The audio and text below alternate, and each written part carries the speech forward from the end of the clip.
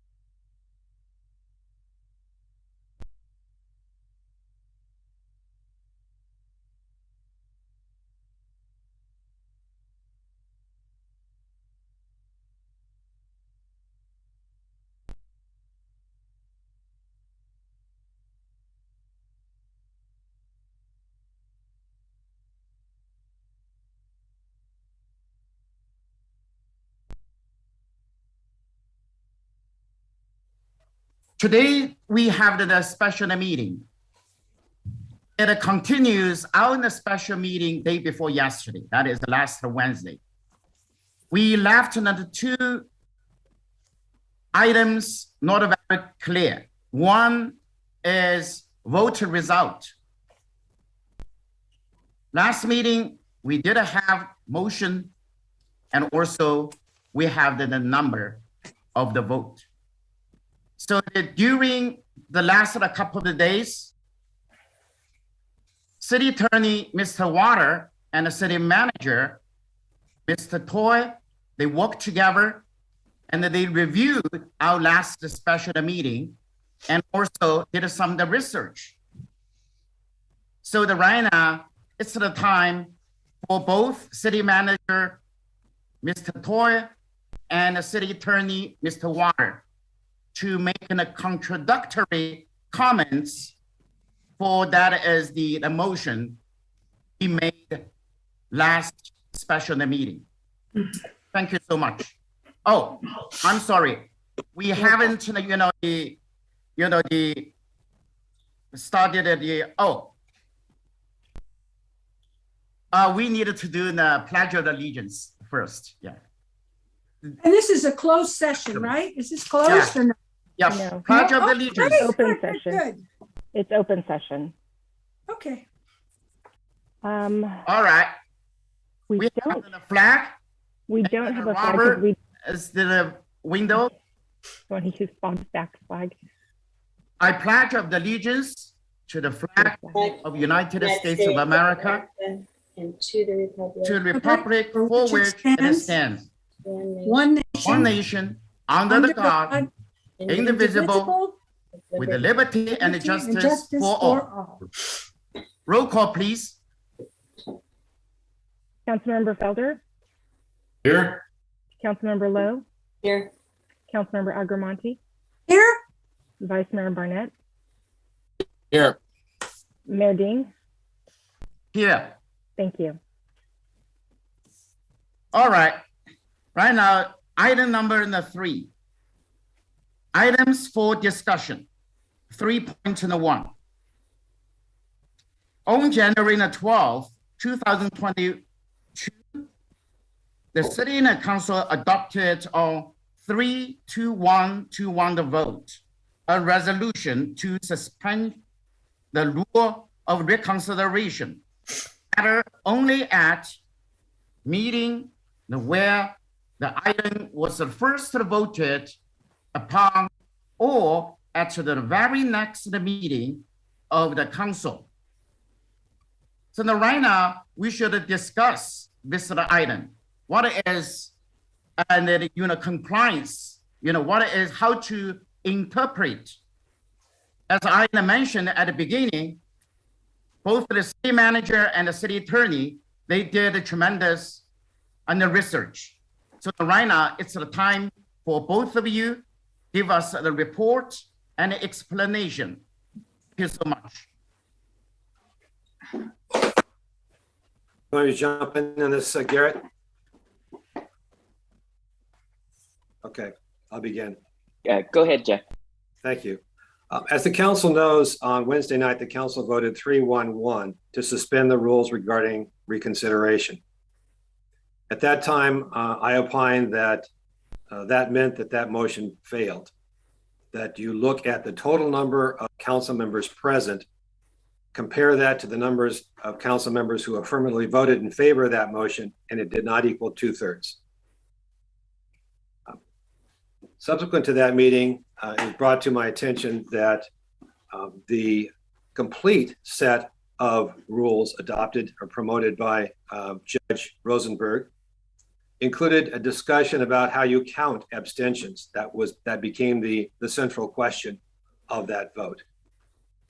I think a little bit of history is very important for the council and the public to know about the existing set of Rosenberg rules that the council has controlling its meetings from 2011 to the present time.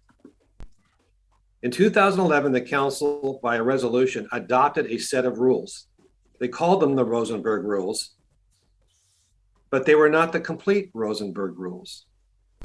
They actually were a copy of an article published in the Western Cities magazine by the League of California Cities, edited to remove some of the commentary that was found in that article, leaving just the substance of an abbreviated set of Rosenberg's rules. The article was authored by Judge Rosenberg.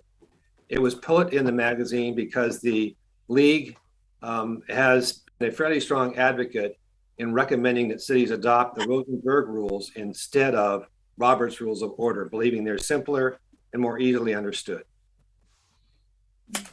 That set of rules that were adopted by the council in 2011 had no discussion at all about how you count abstentions. It was completely silent on the issue. Now, the council at that time, at least in my discussions as I recall them with city staff, understood this to be a reduced set of rules because they were interested in keeping things as simple as possible, which is a valuable goal, particularly in these days or the last 20 so years. City councils and cities throughout the state have been under severe restraints and increasing number of legal limitations that are imposed upon the way councils can act and the findings they must make. And the limitations to their discretion are constantly being added onto every year. We know that. And the council at that time really was trying to simplify at least one part of their life, and that was the conduct of their meetings. So there was a value and a benefit perceived at that time in adopting an abbreviated set of rules. Since that time, I was trying to remember whether this issue has actually ever arisen in a focused way as it had arisen and did arise on Wednesday evening. And I don't recall one for the city of Sonoma, to be honest with you. I have represented 6 cities as city attorneys over the course of the last 30 or 40 years. And we have consistently used the rule that was applied Wednesday night. That is, you look at the number of council members present and compare that to the votes that were garnered in support of a matter and decide and determine whether or not the votes were sufficient. There are a number of instances, for example, where a specific number of council member votes have to be in play no matter who abstains. For example, ordinances require 3 affirmative votes, no matter how many folks abstain. So if you have 5 council members attending, 3 abstain, 2 vote in favor of the ordinance, even though a simple majority is all that's required. Under law, you need 3 affirmative votes. There are situations such as that preempt and trump any set of Rosenberg's or Robert's Rules of Order. So we have before, there was that was not the rules that we were dealing with on Wednesday evening, which talks about 2/3 of the council needs to vote in favor of a motion to suspend the rules, is not a hard and fast rule, meaning there's no specific number that must be achieved. It's a percentage. Since that time, obviously, it's been brought to the city manager and my attention that the complete set of Rosenberg's rules that were not adopted by the council in 2011 does include a discussion of abstentions. How do you count abstentions? It's fairly extensive. And it talks about the fact that if the council has not adopted a specific rule, the default rule, and the council has not, to my knowledge, adopted a specific rule dealing with how to count abstentions. That I do not believe that's ever happened, at least not during the time I've been the city attorney. If there is no specific rule, the default rule is you don't count the number of council members who are present, as long as there's a quorum, and there's a quorum, anything over three and more is a quorum. You count the number of folks who vote, how many council members voted, and you don't include the council member who abstains. So under this default rule, there were 4 council members who voted. 1 voted against, 3 voted in favor. That is 2/3. That means the motion passed under that particular rule. So the question really is it reasonable to go to the full set of Rosenberg's rules, even though the council didn't adopt the full set, to determine how you might interpret the set of rules that the council did adopt in 2011 and that currently control the council's proceedings? I don't think that's unreasonable. I think it's a logical place to find an answer to something that is in fact not answered or addressed in the council's existing rules. It also does promote what Judge Rosenberg says are one of the 4 pillars of rules, is to ensure that the majority of the council's will is observed, as long as the minority rights are not unfairly trampled upon. So it serves that purpose too. Here, a majority of the council was supportive of suspending the rule. I think it also tells me that I think it's time for the council to look at the rules and to decide at some point in the near future, I hope, whether or not to adopt Rosenberg's full set. So we have the full array of rules that govern the council's proceedings. That's not for tonight, of course, or this afternoon, of course, but at some time in the near future, I think that's an appropriate thing for the council to consider. So I think it's reasonable to reach back to the full set of Rosenberg's rules to ascertain how you count abstentions. If you do that, the full set of Rosenberg's rules will indicate that Wednesday evening's vote was in favor of the motion. It did not fail.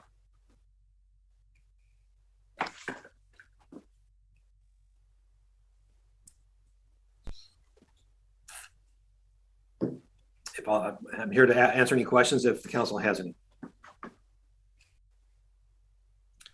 Thank you, Mayor Ding. I just want to follow up. I agree with our city attorney's evaluation of this, and I just want to read from the resolution in 2011 signed by Mayor Gallion at the time and passed by the city council. It says, "Now therefore be it resolved, the city council of the city of Sonoma approves and adopts Rosenberg's rules of order." And in my view, that takes into account the entire rules of order. And I understand that Jeff said that we approved just a small amount, but in my view, I think this resolution actually says we approved the entire Rosenberg's rules of order, which does not count abstentions. And so I just wanted to offer that as well. And I respectfully disagree with Vice Mayor Barnett. We're dancing about how many angels on the head of a pin here. I think it's reasonable to look at the full set, but you didn't read the complete sentence. The complete sentences goes on to say attached here to as Exhibit A, and there was the attachment, and that's where you look, and you don't go any further, in my personal opinion. But I think we I did not read the complete sentence. You're correct, but in my view, I think we're on the same page here. Yes. Yeah, I do too.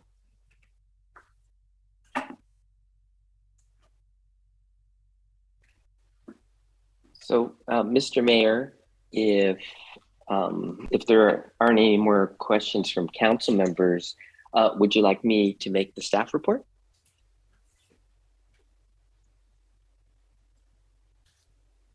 Oh, you're still muted, but I'll.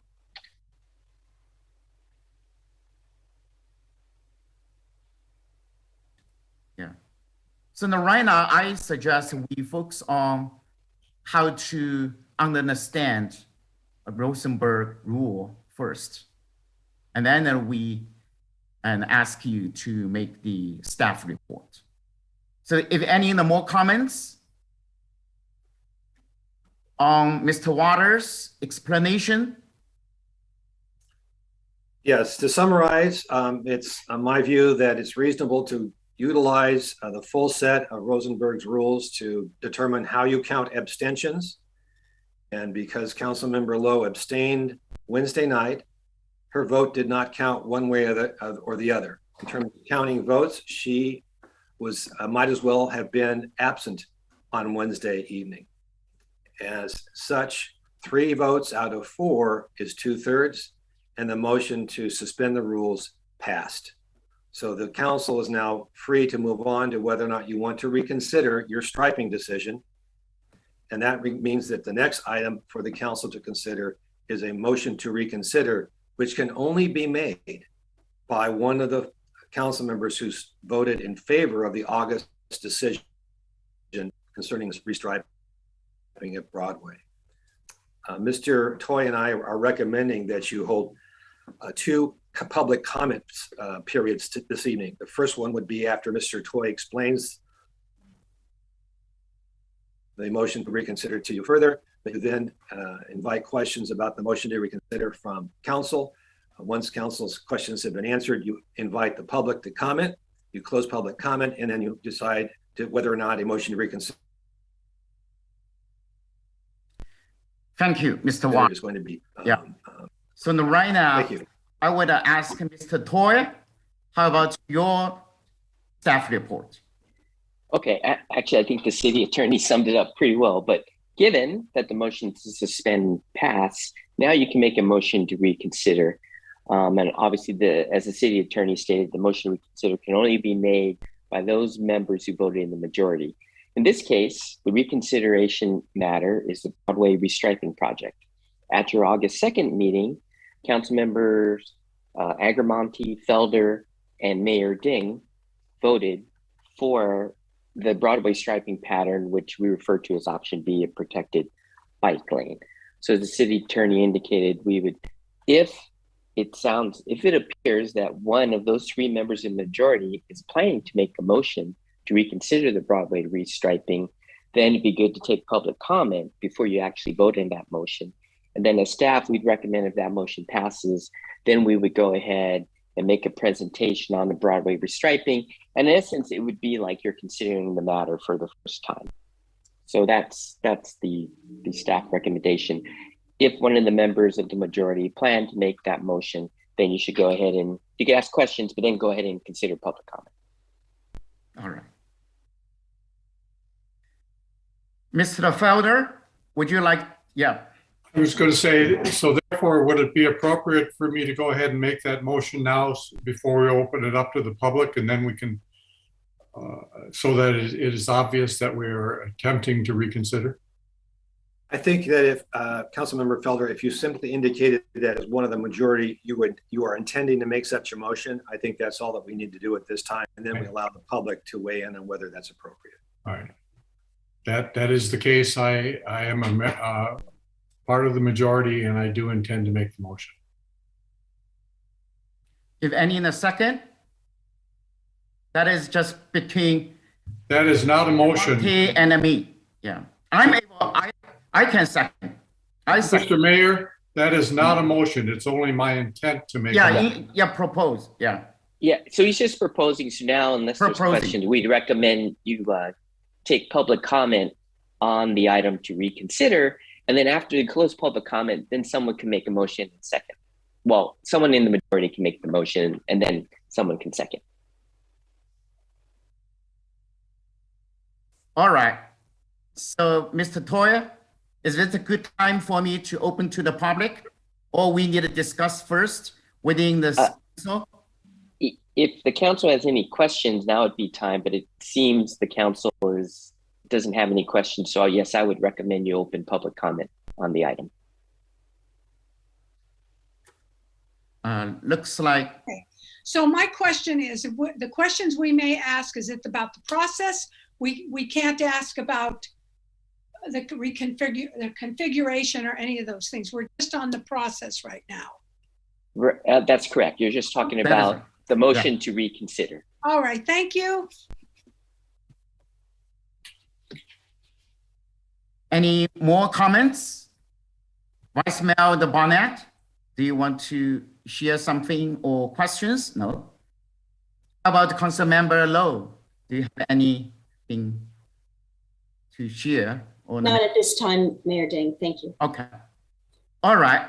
Looks like we are ready to open to the public. Right now. Mayor Dean, Yes. just to clarify, what was the time limit you set? Did you change the time? Is it 3 minutes or 2 minutes? Today, we just keep as long as the usual, 3 minutes. 3 minutes. At this time. Can you tell me how many people right now is on the list? Right now we have 4 individuals, but that's 5. It changes. Well, Okay. now we're up to like All right. 7, 8, 9. So the first individual I'll be bringing in, and I'm Sure. doing this by myself today without Latanya, so bear with me. right. The first individual is going to be Scott Durkee. All right. So Mr. Durkee, right now it's your turn. Hi, Open to the public. good. Hi. Can you Hi. see me, by the way, or can you just hear me? We can hear you. Okay. Okay, I would like to focus on a few things here that, number one, this is a Caltrans project, State of California Route 12 project primarily that goes through the state of Broadway, okay? And then it's called the Pedestrian Safety Traffic Calming Improvements Project. And I think it says a lot in the title right there, what it's all about. And I support it. And then I would say that the state of California, under my understanding, has the right of way completely through that area. And so when the council voted in August of last year to choose an option as a recommendation to Caltrans, the city and anybody in the city is not designing the roadway per se. They're choosing an option. Caltrans has the right of way. They have the knowledge and expertise to do all the design work. And they did. Now, there were problems apparently in the communication from Caltrans to the city, and I understand that. I would also say that, I'm a cyclist. I'm a member of the Sonoma Valley Cyclists, and we meet every Wednesday on Broadway, right across from the high school. There's about 30 of us in the group, and usually about 10 to 15 show up every Wednesday at 8:30 or 9 o'clock. And we are not a foreign group from Santa Rosa trying to impose our will on the city of Sonoma. We are, many of us, residents of the city of Sonoma and the Sonoma Valley. So I'd just like to clarify that. Other than that, I think the point of this project is very important. Public safety is the most important thing, and I hope council will refer to that. I've looked at the plans, the process for posting this meeting. I went by City Hall today, and there's a dim little piece of paper in the window announcing the meeting. And I was able to, through greater technology, find more about it. If it came down to it, I hope council, I don't know how far this process will get, if it comes down to actually making a choice, if I were to say, I would vote for option A. Okay, with the parked cars along the street and then the bike path. It would require a lane reduction, which I think is a good thing too. I don't see a lot of traffic. I rode that whole area this morning on my bike, and it's beautiful with the new pavement. So anyway, I encourage council to vote in favor of a bike lane. Do not eliminate the bike lane in any way. Also, the scope of the project as presented is only from Napa Road to MacArthur. Okay, it's a very short distance, really. It's not very far. And so, but I agree with Councilmember Felder that the one drawing indicating all the bollards, that was a bit of a nuisance. And I don't know that that was appropriate. I think the other, the option A would be beneficial. Yeah, thank you for your time. Thank you, Mr. Durkee. Okay. Next, we're going to have Claire Salat. Hi, Mrs. Salat, it's your turn. Thank you. Sadly, this is the second time a special meeting has been unnecessarily called this week to address the striping plan for Broadway. What's even sadder is that this matter could easily have been addressed without any special meetings had the approach been to clarify the plan rather than to try to bring a motion to override it. Councilmember Felder and Barnett took a contentious and adversarial approach. They then enlisted the city manager and city attorney to help with their efforts. Staff misinformed other members of council as well as the public about the procedures to be used at the special meeting on Wednesday, and then failed to even follow those procedures per Rosenberg by merging items 1 and 2 at the special meeting. This resulted in confusion with regards to both the scope of the comments allowed and the vote itself. The city attorney is to serve as the parliamentarian in small cities such as Sonoma. Sadly, our city attorney did not fulfill his duty well. He allowed comment beyond that which was allowed on item 1, remained mute as the meeting proceeded in an unruly manner, failed to recommend to the mayor that the meeting be adjourned after stating that the vote had happened and item 1 failed, and gave erroneous legal advice when he stated multiple times that 4 affirmative votes were required for the motion to suspend to pass. City Manager Toy, as well as council members Felder and Barnett, restated at least 4 times during the meeting that 4 affirmative votes would be needed for it to pass. Incorrect advice of council results in a vote being void. As a result, to claim that the vote should be behind closed doors changed not only is incorrect, it adds to the distrust many of us feel. On that note, the comments made by Councilmember Agramonte about the delay in information being provided and concerns about the true intentions of other council members is valid. She and the rest of us should have doubts, as council members Felder and Barnett not only could have addressed this matter in a far less disruptive, time-consuming, and combative manner, both slipped while making comments on Wednesday about their true intentions. A procedural nightmare has been created.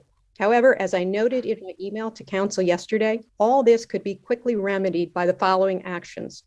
First, item 1, the motion to suspend should be withdrawn. Item 2, the motion to reconsider should be withdrawn. Item 3, the motion to shift from Plan B to A should be substituted and become a motion for clarification of Plan B so that the as-built design matches the intentions of council. In the alternative, a friendly amendment to the motion can be proposed and have the same effect. The approach suggested by council members Barnett and Felder today are again full of conflict, confusion, and will take hours, not days to resolve. In contrast, the approach I've outlined will take less than an hour, and if our council members proceed with the courtesy and decorum as required per Rosenberg, we can have an answer back to Caltrans by the close of business today. Thank you. Thank you, Ms. Salat. Next, it looks like we have Tom Conlon. Hi, Mr. Conlon. Thank you. Tom? Thank you. Can you hear me? Yes. So I'm concerned because the staff report in front of us today contains numerous errors, because I believe the city attorney just contradicted himself in the verbal comments he's made, and that the videotape on this meeting will reflect the incompetence of the mayor in managing this process. Specifically, 3.1 of the staff report states that council adopted a resolution to suspend the rule to reconsider. There are no meeting minutes. There's no evidence in the administrative record to substantiate this claim. And the verbal comments of the attorney today appear to support me in that statement, that we do not have a written record to rely on for as to what actually happened on Wednesday night. I'm also concerned that the city manager himself made statements that night that were also not reflected in today's report. Also, on page 5 of the 25-page document today, there's a reference to the Sonoma County Transportation Authority and its preference. I have an email from the executive director of that agency stating that that is a misinterpretation and is not accurate. I'm concerned that this matter is going to cost the city significantly more than any additional striping expenses because of this procedural snafu. It's likely to result in litigation, litigating the procedural matters we're talking about right now, but also more importantly, because anybody who ever gets hurt on Broadway in the future is going to be able to point back to this entire snafu and say the city failed and was in fact negligent, willfully negligent in pursuing a most safe redesign for Broadway, when in fact this Caltrans was willing to pay for it for no additional cost. So I find this process is just completely flawed top to bottom. And I encourage the city to not to do what's in today's staff report, because I think it's just a can of worms that is a mess. Thank you for the consideration of my impassioned comments this afternoon. Thank you, Mr. Collin. Next, we have Sinjin Bain. Hi, Mr. Bain, it's your turn. Good afternoon, everybody. I had to cancel multiple meetings today. I didn't have to check into a hotel room like Kelso, but very disappointed to have to be here again to spend my time to sit and listen and watch people in a process that I don't trust. I have to be here because I don't trust what's going on. You know, people are not being transparent. I don't understand, you know, where all this came from. What's Larry Barnett's role?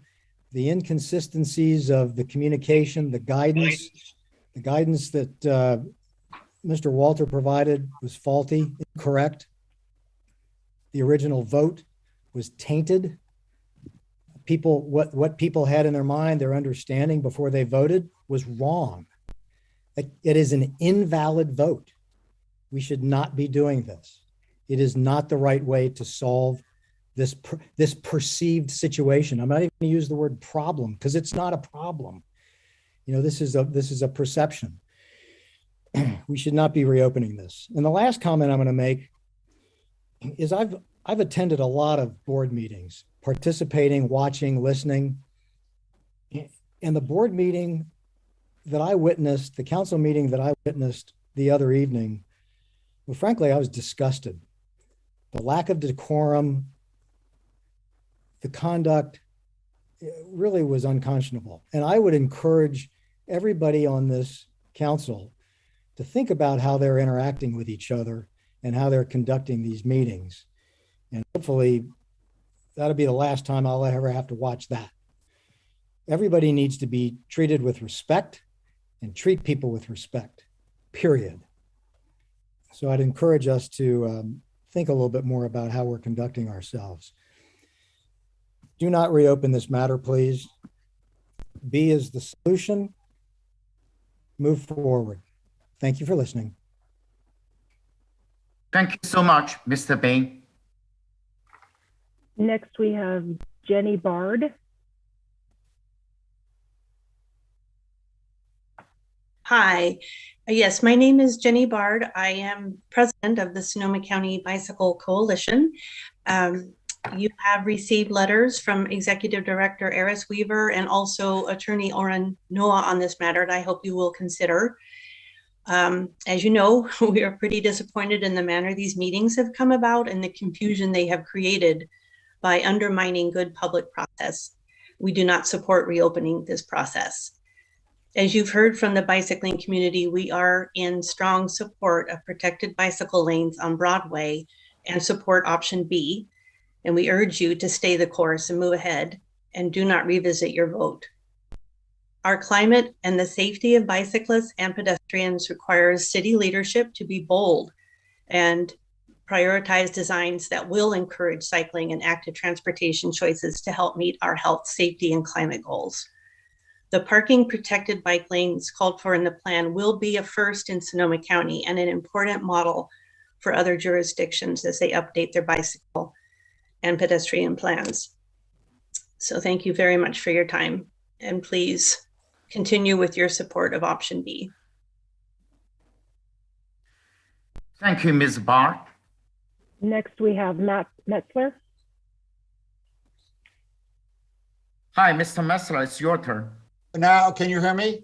Yes. Okay, thank you. Yeah, boy, I don't even know where to begin. There's a lot I want to say, but first of all, I want to say I am not even going to be speaking right now about the merits of the different bike lane configurations on Broadway, because it's my understanding that that is not the subject, the topic that we're discussing right now.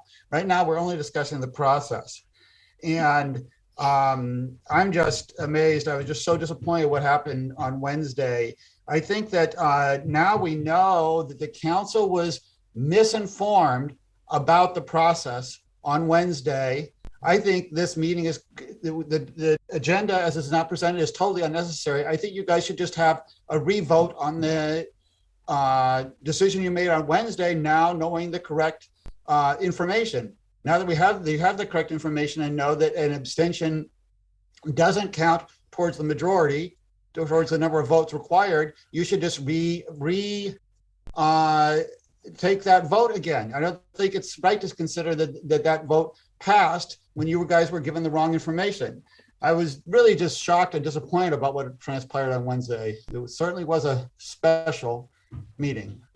It bothered me that the special meeting rules meant that the public hadn't had the normally required 72 hours advance notice to opportunity for public input. We were told that 4 votes were needed on agenda items 3.1 and 3.2 to suspend the rules and reconsider the decision, and that the discussion on the Broadway restriping question could not proceed until those 2 agenda items were approved. Then, after the vote was taken and we were told that those 2 items had failed, Council members Felder and Barnett proceeded to discuss Broadway restriping anyway. This seems like a very undemocratic process. Since 2 council members were discussing the restriping issue, I resent the fact that I wasn't able to present public comments on the restriping plans on Wednesday. I just don't understand how this is not a violation of the Brown Act requirements for public input. And I just really think you guys need to think about what has already been said about the legal ramifications of taking this action that appears on its surface to be a violation of the Brown Act. I'm now even more surprised to find out that contrary to what city attorney told us all at Wednesday's meeting, the vote to suspend the rules and reconsider it had passed after all. And now we are here at another special meeting today, again today, without the normally required 72 hours advance notification. What about those who didn't find out about today's meeting in time, who can't go down to City Hall and look and see this been posted on who didn't get a notification? This is very undemocratic, having these 2 special meetings without the public notification. So I urge you to reconsider and not even address this issue and start over. Thank you. Thank you, Mr. Metzler. Next, we have Matthew Aslin.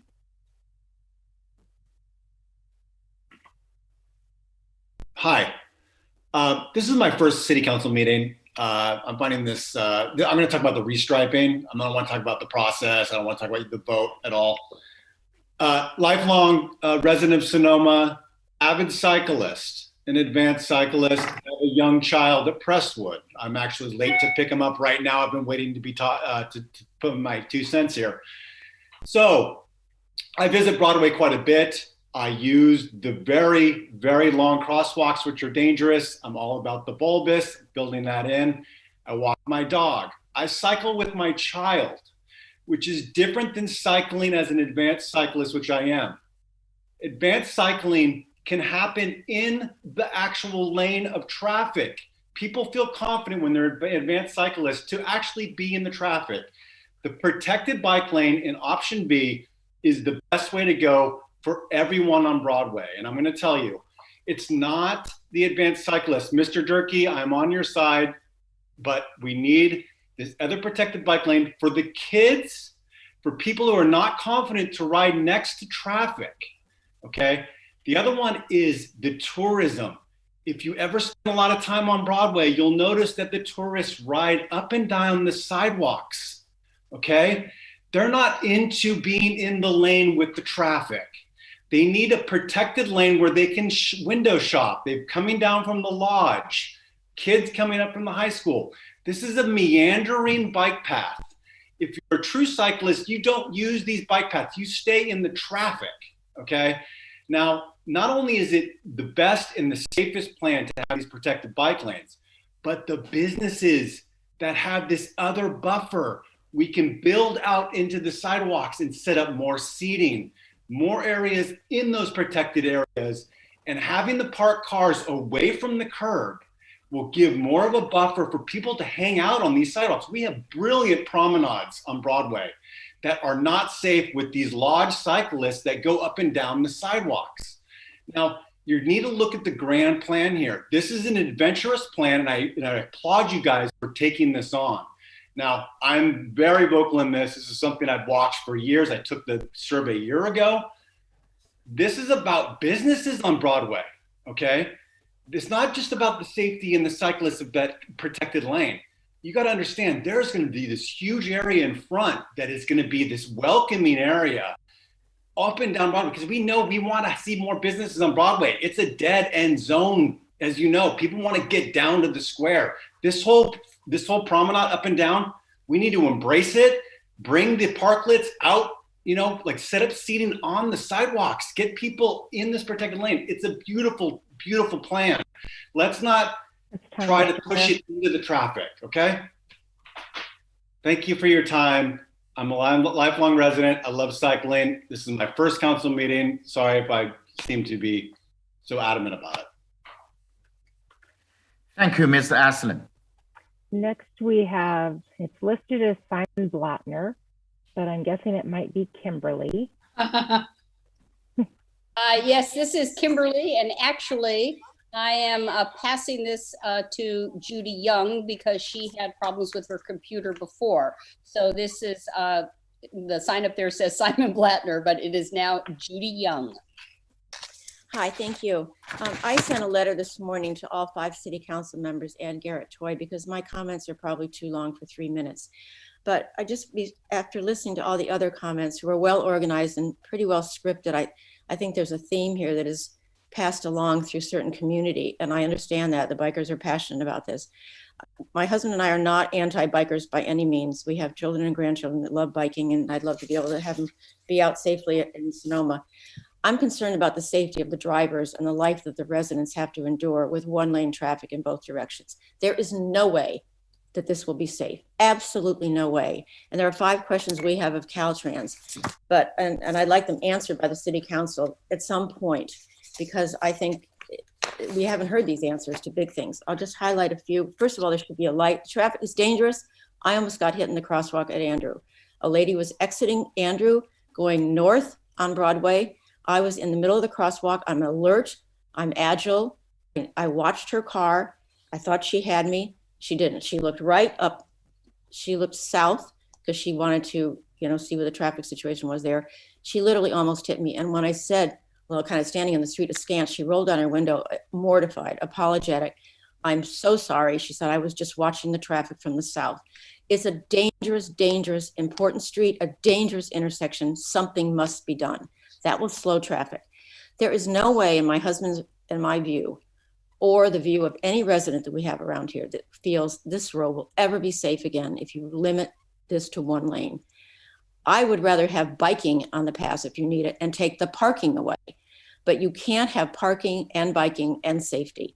Another huge issue, left turn lanes off of Broadway onto Andrew is often frequent times all during the day, large semi-moving truck type vans, trucks, unloading. I don't know what they're doing. They're never in the car when to ask them. So those trucks are in the turn lane. They block it. They cover almost up to the end of Dutch Brothers. So there's room really for one lane of one car. The second car, I was fifth car in line today, but it's not a problem because there's a left turn lane. There was no truck. But if imagine one lane, only one lane, one car's in the turn lane, one car behind that car is straddling it because they can't fit because the truck's there. The other 2, 3, 4 cars behind them are stopped in the one lane of traffic. Obviously, I don't have to spell out what problems that could be. It's not a problem now because cars go around that waiting line, but it is a problem. It will be a problem. The other problem with congestion building up is parking. Imagine, parallel parking is not an easy task for most people. One lane of traffic, the car tries to back up into a parking space next to a bike lane with 2, 3 cars behind them. They can't get in. Build up a traffic. My last point, please let me finish this. This is also important. The town of Sonoma has considered biking issues. From MacArthur to 2nd Street, there are bike emblems recently painted in the road. That's where the bikes should go. Hotels direct their bikers to that road. They can make a right on the painted now from 2nd Street East, not below 2nd Street East, and they can go on and continue out to 8th Street. It's just a reroute if anybody's on Broadway south of that. And where do they go when they, imagine the bikers at Napa Street? They make a right, where? Into the back end of cars. There is no biking permitted on the plaza, not legally, maybe for the fancy bikers. Mr. Mayor, this is. Excuse me, Ms. Young, the time is over. All right, next one, please. That would be Scott Peterson. Hello, my name is Scott Peterson. Can you hear me? Yes. I was born in Sonoma, 1980, right at Sonoma Valley Hospital. Been here my whole life. This is absolutely absurd that you guys are making this single lane traffic. Number one, absolutely dangerous. People will die. It's a matter of time. From what I understand, LA is taking the same configuration out. Number two, single lane traffic, it's going to be backed up to MacArthur Place. 2nd Street East, 2nd Street West, all those roads are going to get impacted. So we're talking about dangerous on one road, you're going to make every road dangerous. The gateway of Sonoma, it's been in movies, it's been in commercials, or double lane. I have a picture of it on my wall of my father's company in 1950. It's iconic. The diagonal lanes, I get it, got rid of them. But doing this design is absolutely dangerous, and I think you all should reconsider and do another vote and take the public's comments. Social media is in a rage. It's all over town. You didn't listen to us. You represent us. Take your time and make the right decision. That's all.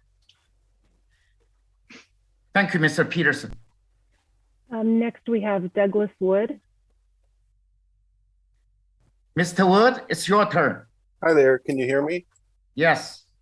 I'll be as brief as I can. I participated in the meeting on Wednesday night. I want to reiterate what some previous speakers have said. I'm a bit dismayed by the nature in which the meeting was brought forth.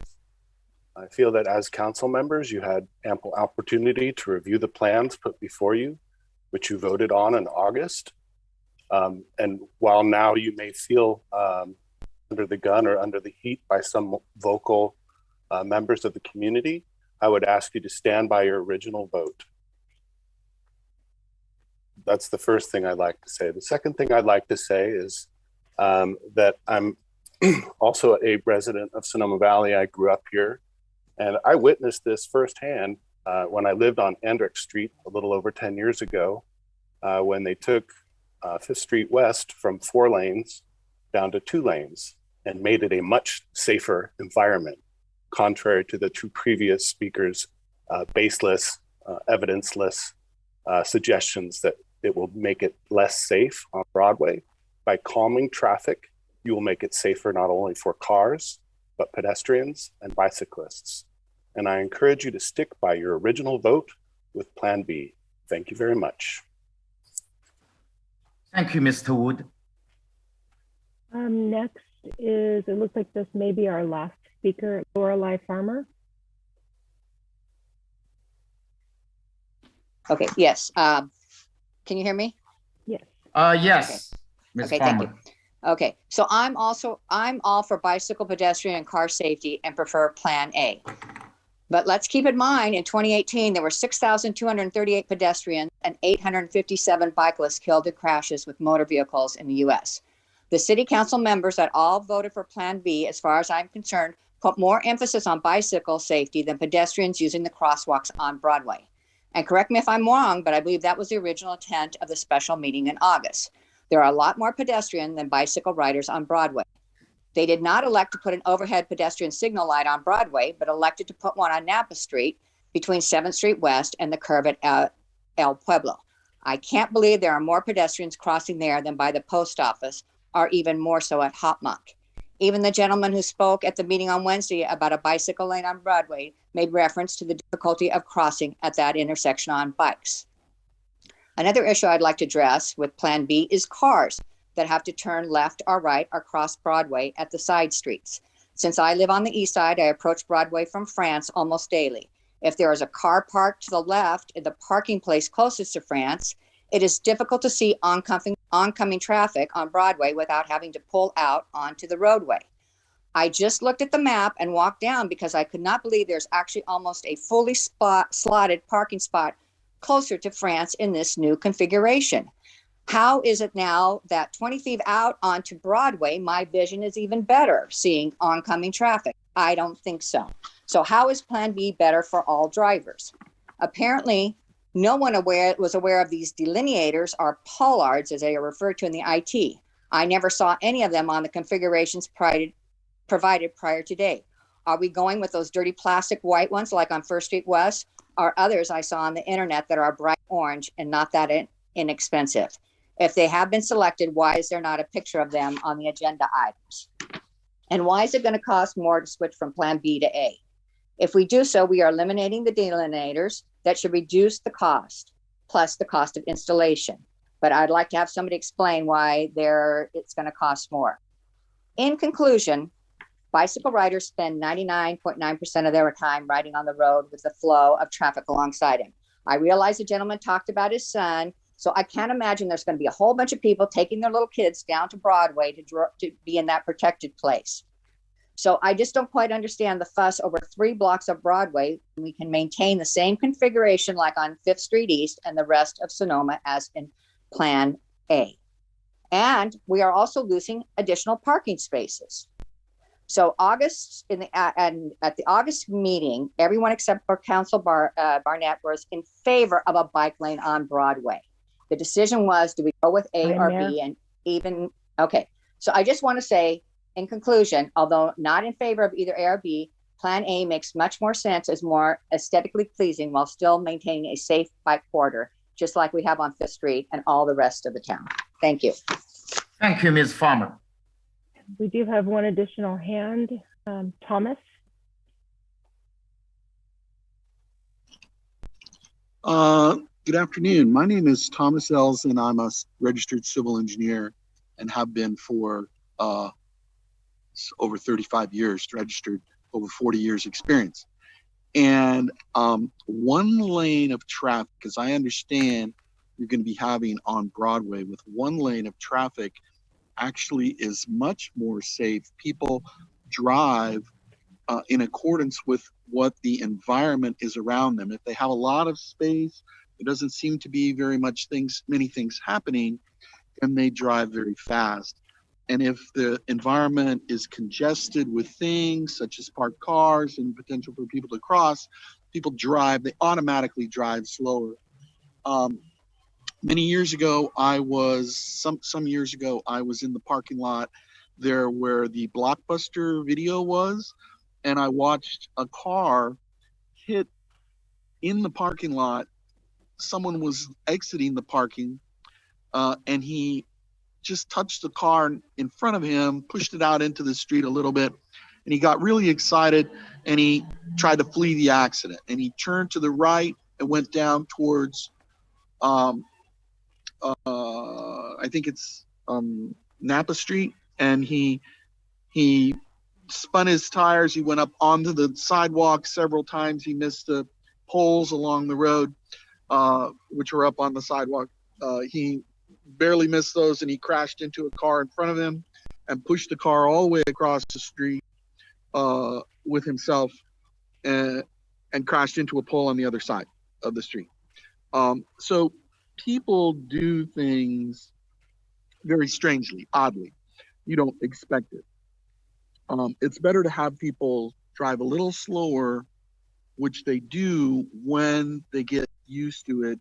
They get used to things around them. The other thing is, when you have that one lane, people will be driving slower, and it's when people are driving slower, the traffic from adjacent side streets, it's actually easier for them to get onto the street because cars are going slower, as opposed to the faster way that they drive when there's 2 lanes in each direction.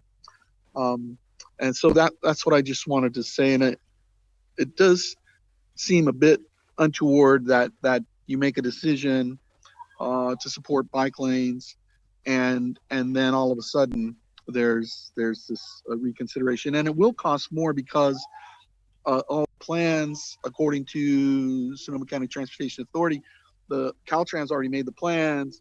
Everything is already in the works. You're gonna have to amend the plans and do a redesign, and obviously there's change orders and things like that. So the net result would be already with the current cost and then additional costs. So thank you very much.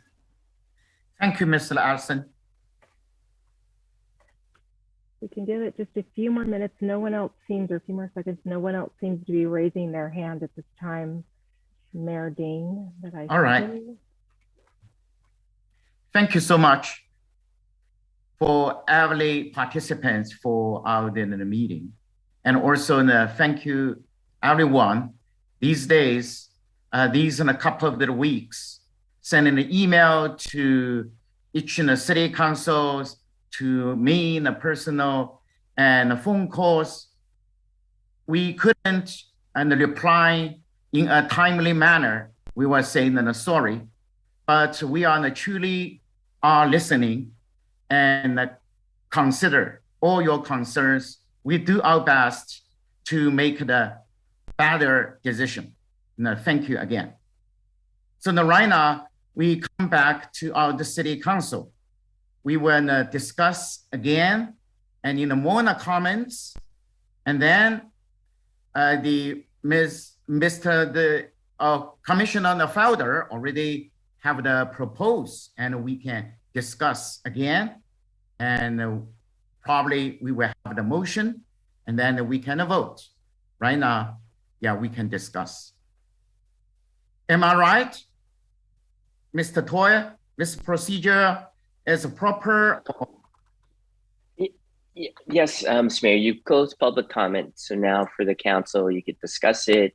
Someone can make a motion, you can have a second, you could discuss it, or you could continue to discuss it, or you can take a vote on the motion. All right. Really, it's up to the council. Okay, thank you.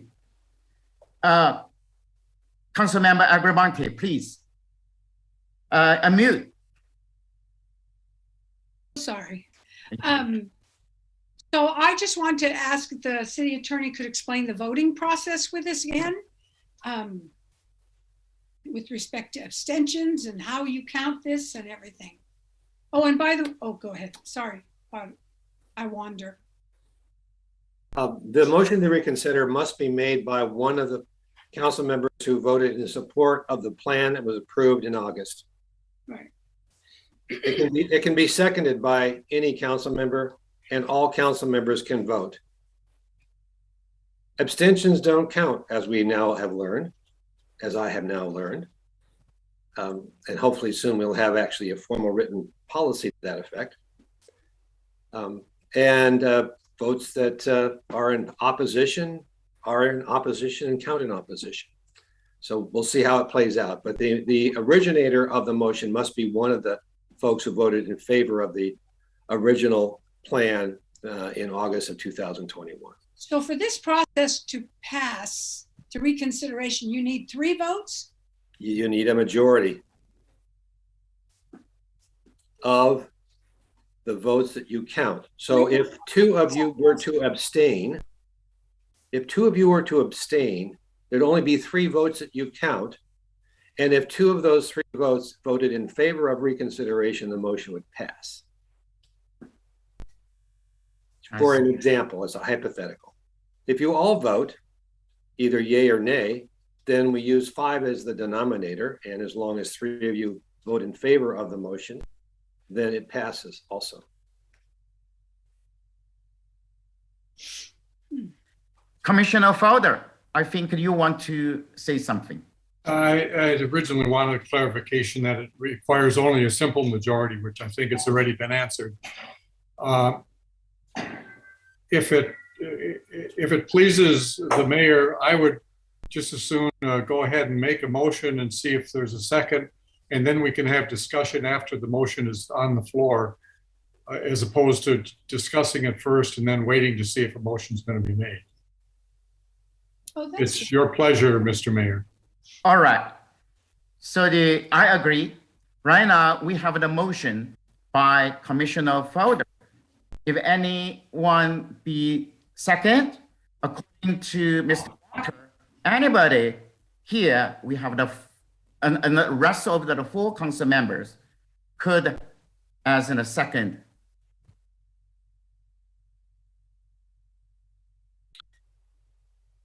I'll second. All right. Roll call, please. Councilmember No, Felder? no, no. Discussion? We need to No discuss, discussion, or? yeah. All right. Okay. So from my, the side, why I support this the reconsideration. First of all, we should be in the compliant. We're in the local government and the city government, we should be in the compliant. So that's the reason why we left, the last meeting, we didn't finish. But we agree we shouldn't continue because the issue hasn't fully discussed yet.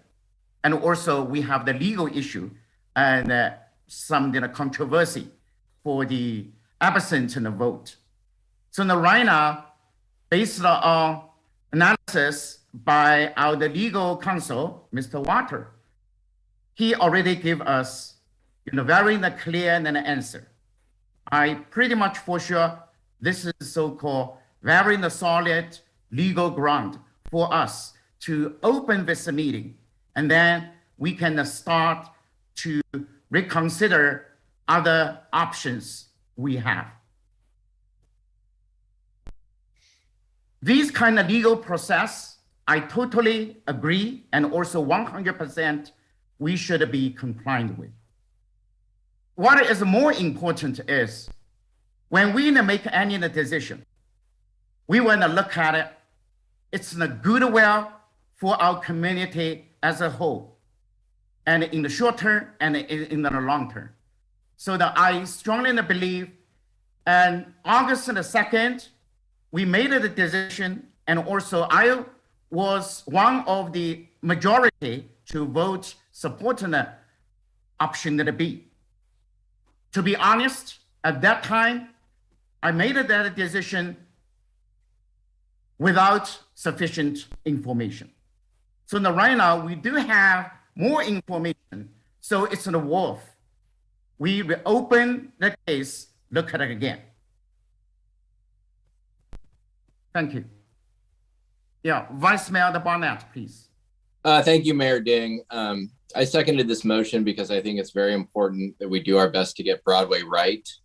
I think it's interesting that many people in public comment and people that have emailed us have said that we've already made the decision and we shouldn't reconsider it and we should just move on, when this city council in 2020 did make a decision to restripe Broadway the exact same way, which Councilwoman Agramonte voted for. And we reconsidered this in 2021 after a pedestrian was horribly hit in a crosswalk on Broadway and her dog was killed. Meaning we are here because we are reconsidering a decision this city council made in 2020. And so I think reconsidering tonight is very appropriate because we need to get it right, whether it is keep it how it is now, option A, or stay with option B. But until Caltrans stripes, I believe we have enough time to try to get this right. And so that's why I want to continue to discuss this, because there's, I think, a lot of information we didn't have in August that we have now. And so I think it's more than appropriate to reconsider it tonight. And I also am bothered, and just was I was just mentioning, this council reconsidered this item in 2021 after a council made a decision in 2020 because a pedestrian was horribly hit in the crosswalk on Broadway, because this was always about pedestrians. And in the last week or so, this has become the cause célèbre for the Sonoma County bike activist community. I always thought that this was about pedestrian safety, not the Sonoma County Bicycle Coalition. And so I would just ask the city council tonight to respond to people in Sonoma who are overwhelmingly against this plan, and not people in Santa Rosa or other parts of Sonoma County who want to use Broadway as an example for parking protected bike lanes throughout Sonoma County. We heard tonight and on Wednesday, this will be the first parking protected bike lane in Sonoma County.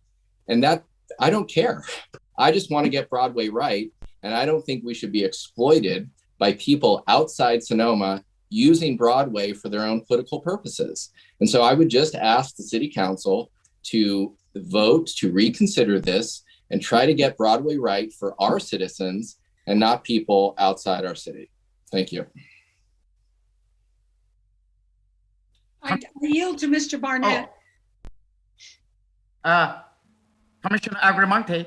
No, I yield to Mr. Barnett. I have something to say, but I wanted to yield to, I'm sorry, to Mr. Felder. Sorry. Oh, okay. Mr. Felder. Yeah.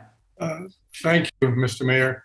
I just would like to point out both to this council and to the public in general that this is not just about restriping.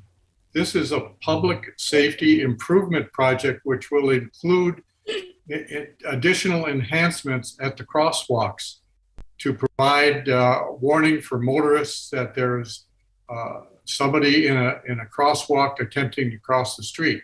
So it is more than just restriping, it is also pedestrian safety.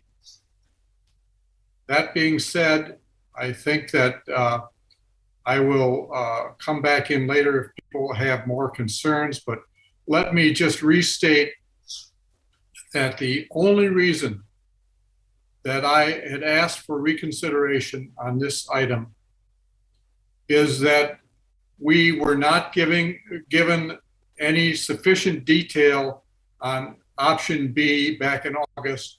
And when it finally was presented to us a week ago, what was presented was not an acceptable option in my estimation. So all I am trying to do by reconsidering this item is to move us from option B to option A. It will still have a reduction in lanes for a road diet and provide pedestrian safety, but it will be a much better implementation of a buffered bike lane and reduced traffic lanes. It eliminates all of the problems associated with bulb outs. It also eliminates the unsightly bollards that have been proposed. So that's all I'm trying to do with this thing, and I hope that the council understands that and the public understands that. I'm not trying to go all the way back to ground zero. I'm trying to modify the restriping plan to give us a better plan for the whole approach to the plaza. Thank you. Thank you, Commissioner Felder. Thank you. Thank you. Thanks, Council Member Felder. I know exactly what you're talking about.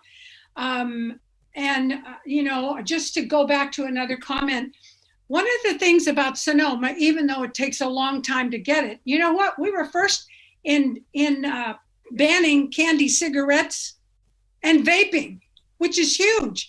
The whole state is now working on that. Other states are working on it.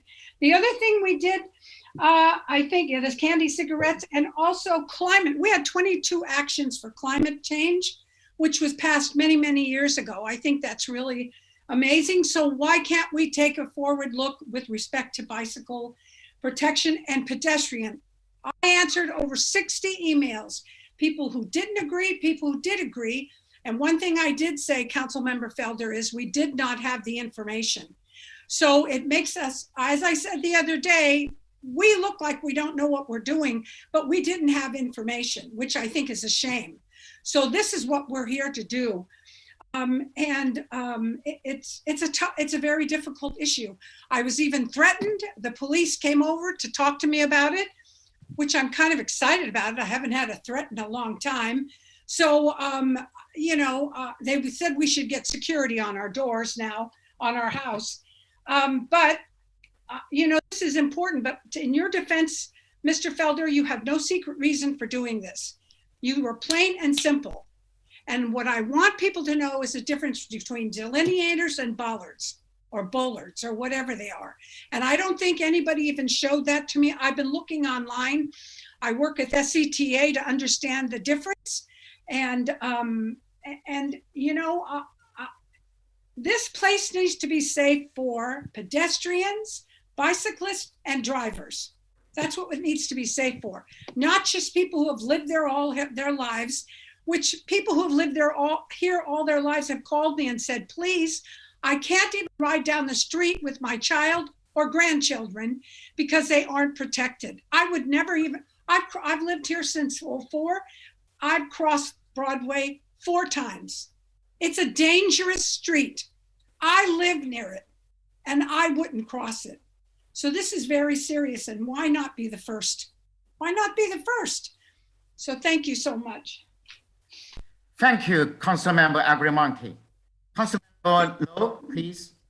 Yes, thank you so much. And thank you, Mayor Ding, for your leadership. I know that it was a very difficult meeting for you, and I just want to extend my appreciation for your leadership under such a trying time. I know your heart is in the right place, and things were difficult for you. So I just want to personally make that comment.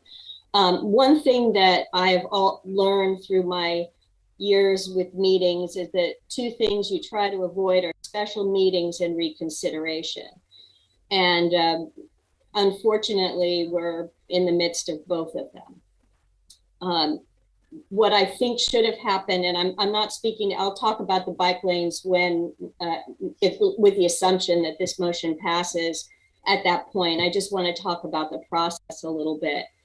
I'm deeply concerned that the information that Councilmember Felder came across was not presented in a different forum that would have given the public and the council members sufficient time to look at it and then consider options.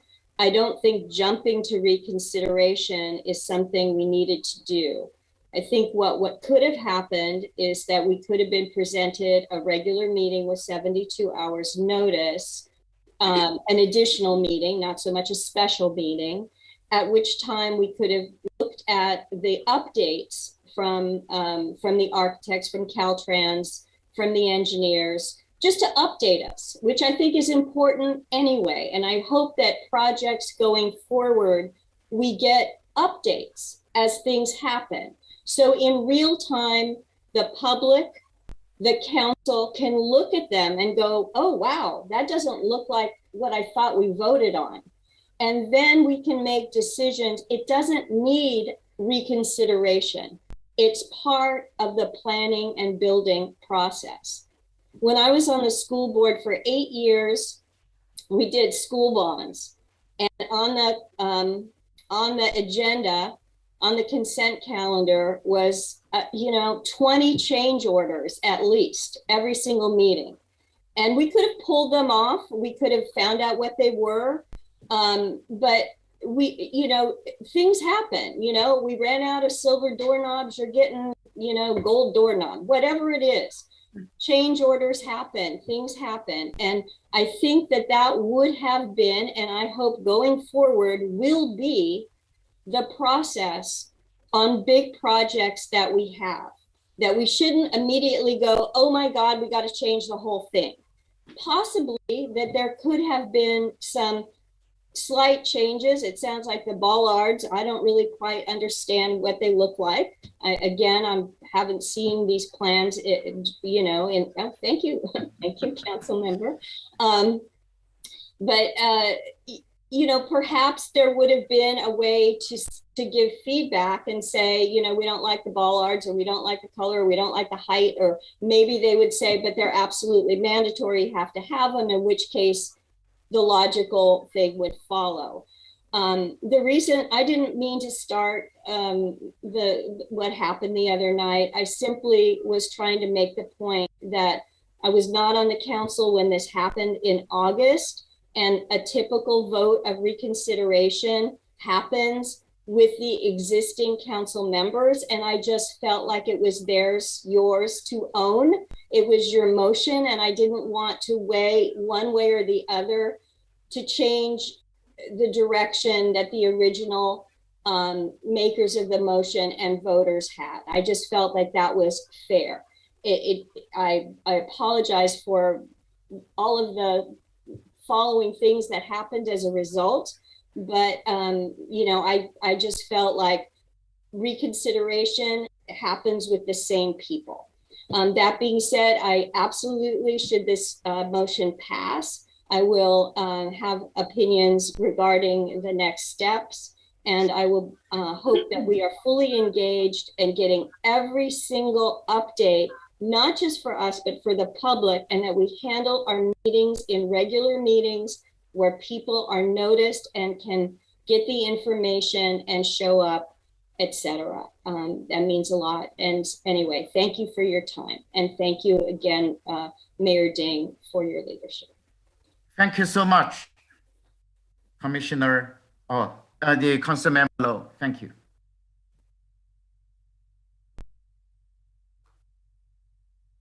May I speak again? Yes. Just to clarify from some of the previous remarks, it was not my intention to ask for reconsideration. However, after having a number of requests to get additional information about what option B was going to look like, going way back to the time in July when I walked Broadway with the Public Works Director, and we discussed the possibilities of what things would look like, and I was told that bollards were not going to be a part of the process. That when we came down to the 11th hour last Friday, and I was finally given that information, and it was, by the way, it was sent to the entire council, but I was given that information. The only way that I was going to be able to stop an imminent action by Caltrans, I was told that I would have to go through reconsideration by our city manager. And he agreed to talk to the mayor and to see if he could arrange a special meeting to accomplish that. But that was the only option I was presented with in order to make any changes to the plan before it was accomplished. Thank you. Thank you, Councilmember Felder. Thank you. So right now, I want to clarify everything. We have the motion already. And also the motion is to reconsider the Broadway restriping project. This motion was raised by Councilmember Felder and seconded by Vice Mayor Barnett. So everything is clear for everyone, for us 5 in the city council member. Or if any questions needed to be clarified by city manager, Mr. Toy, or city attorney, Mr. Water.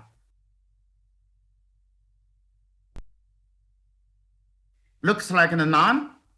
Roll call, please. Councilmember Felder, Yes. Councilmember Lowe, Abstain. Councilmember Agramonte, No. Vice Mayor Barnett, Aye. Mayor Dean. Aye.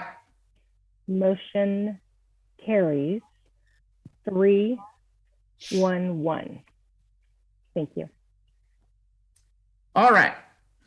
Let's move on to item of the discussion 3.1, number 2. Motion to reconsider passes right now, already passed. Discuss and consider decide option for restriping of the Broadway. And option A is selected, adopting the resolution requesting California State Department of Transportation to requesting the Broadway or restriping Broadway in the plan to improve pedestrian safety between MacArthur Street and Napa Street. Basically, my understanding is right now, the case is fresh. This is the case is in on the front, just like exactly August 2nd, 2021. We have 3 options. Number 1, keep as is. That means keep as it was. That means last week, last month, 2 years ago. We can just reprint it exactly the same line, same measurement as like 1 month or 2 months before. That is option 1. The second option, we restriping.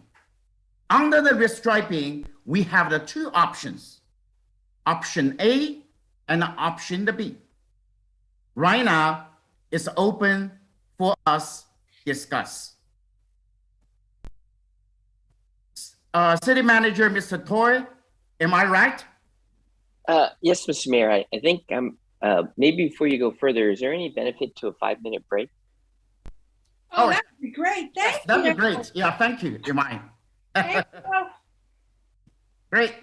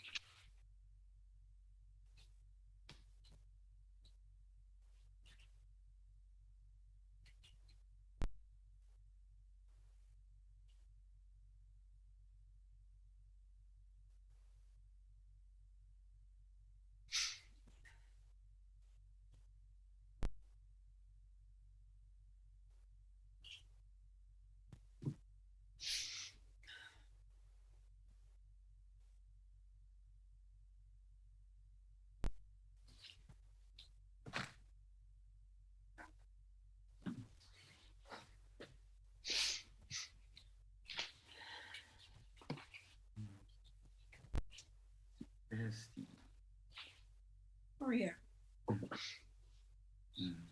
Oh, all right. Yeah. I think everyone isn't here. So, Mr. Mayor, could I have a point of order, a little quickie thing on Sure. order? Thank you.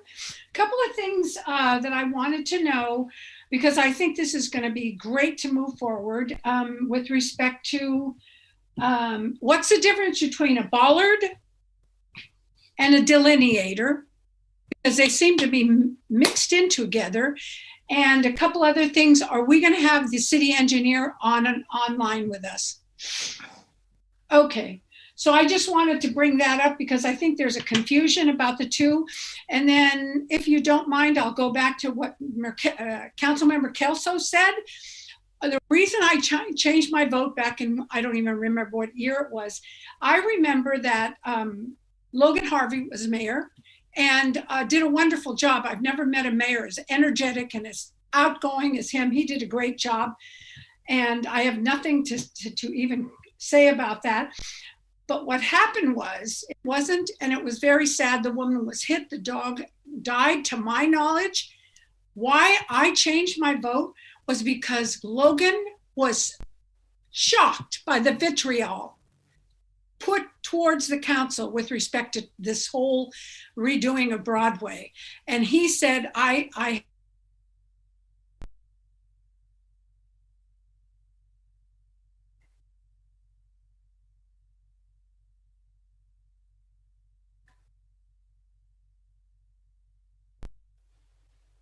he was in office. So, Councilmember Agramonte, you like froze in the middle of that statement. Oh God, maybe it was meant to be. Yeah, you can repeat it. Yeah, you just talk about Logan Harvey. Right, when Logan Harvey was mayor, we voted on the striping. We were starting that. It was in the embryonic stage. And he was taken aback, and he can let us know if this is true or not, by the vitriol on us, the city council, even to discuss this issue. It wasn't as bad as electric blowers, no more gas blowers, but it was pretty rough. And he did change his mind, and I supported him because it was rough. It was a hard thing, and that's all I want to say. And I'm sorry, of course, I can't imagine being hurt in the way that she was. But I just wanted to let you know I was there, and that's what happened.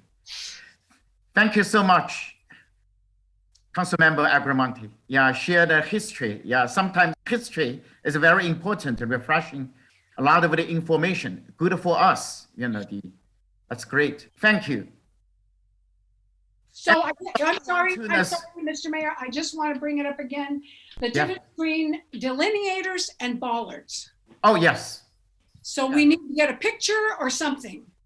Mr. Toyer, can you answer Councilmember Agramonte's question, please?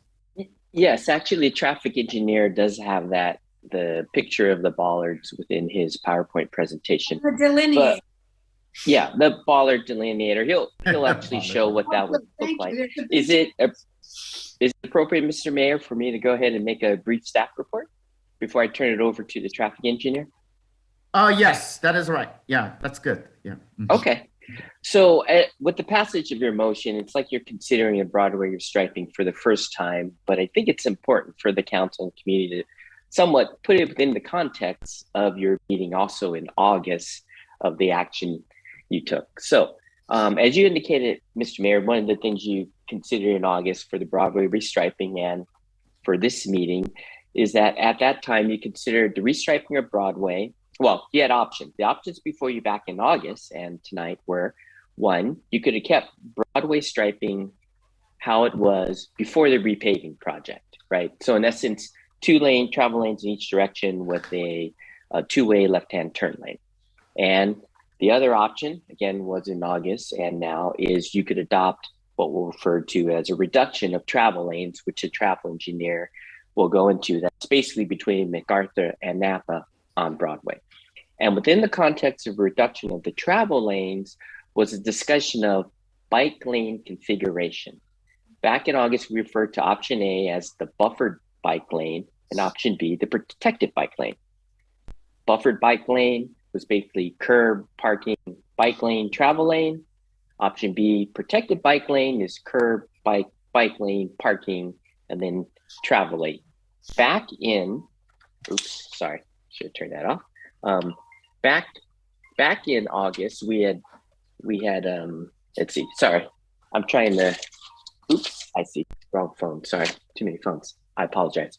So, and back in August, what the staff recommendation was the buffered bike lane, which was option A, and ultimately the council selected option B, protected bike lane, back in August. Now in the staff report, I think I need to clarify, when the staff report where we say city staff, the city's traffic engineer, Caltrans and Sonoma County Transportation Authority, we're indicating back in August, we all supported a bike lane configuration.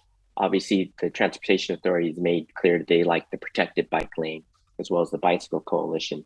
I think for staff perspective, we had recommended option A back in August, a buffered bike lane as our preferred scenario. So that's within that context. I think that's a staff recommendation going forward as you consider the presentation from the traffic engineer. If staff is still supportive, as well as the traffic engineer, and I assume the Sonoma County Transportation Authority, is still supportive of the reduced traffic lane concept that was originally approved in August. And really what we like the council to focus on more so is which type of bike lane configuration do you prefer? The one that was approved in August, which is option B, protected bike lane, or you want to go back to option A, which is the buffered bike lane. So that's our recommendation. We support still continue with the traffic lane reduction as are previously approved, and really you focus your discussion on what bike lane configuration you would like. So unless there's any specific questions to what I just said, I think it'd be helpful if you receive the presentation from the traffic engineer. But I see Vice Mayor Barnett has a question. Mm-hmm. Yes, thank you. Yeah. I just wanted to make clear, and this probably doesn't matter at this point, but the configuration that kept Broadway the way it was always also had a bike lane. It wasn't a protected bike lane, it wasn't a buffered bike lane, but it was just a standard bike lane. So every option we had before us, whether it was keeping Broadway the way it was, option A or option B, they all had bike lanes. So I just wanted to state that for the record. Mr. Toya, can you verify it, or maybe you can ask your staff verify it? Yeah, I think a traffic engineer may be able to comment. I don't remember if there were Cheryl markings on maybe the it's roadway or something else, but I think the traffic engineer can also address that within his comments. And so if it's okay, I'd like to turn it over to the traffic engineer, Frank Henry, I think should be, oh, there we are. He's on. So what I could do, Frank, I'll be controlling the PowerPoint, so I could just share my screen and that will pop on, and then just let me know if I need to change a slide or if I change the slide too quickly, if that's okay. The only thing I did do is in response to Councilmember Agramonte is I did add a little information here regarding a bollard versus the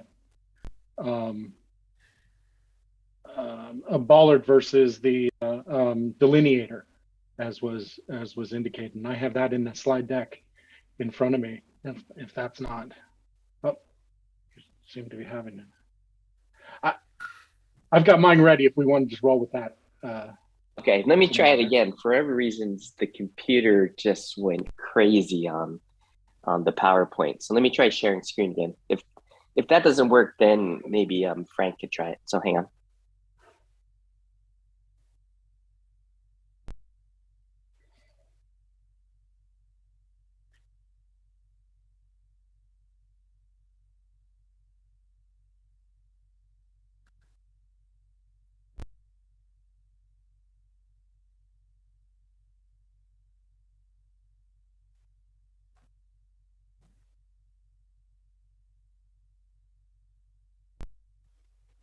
Yeah, sorry, I'm having little technical problems, and a lot's related to the setup I have right here.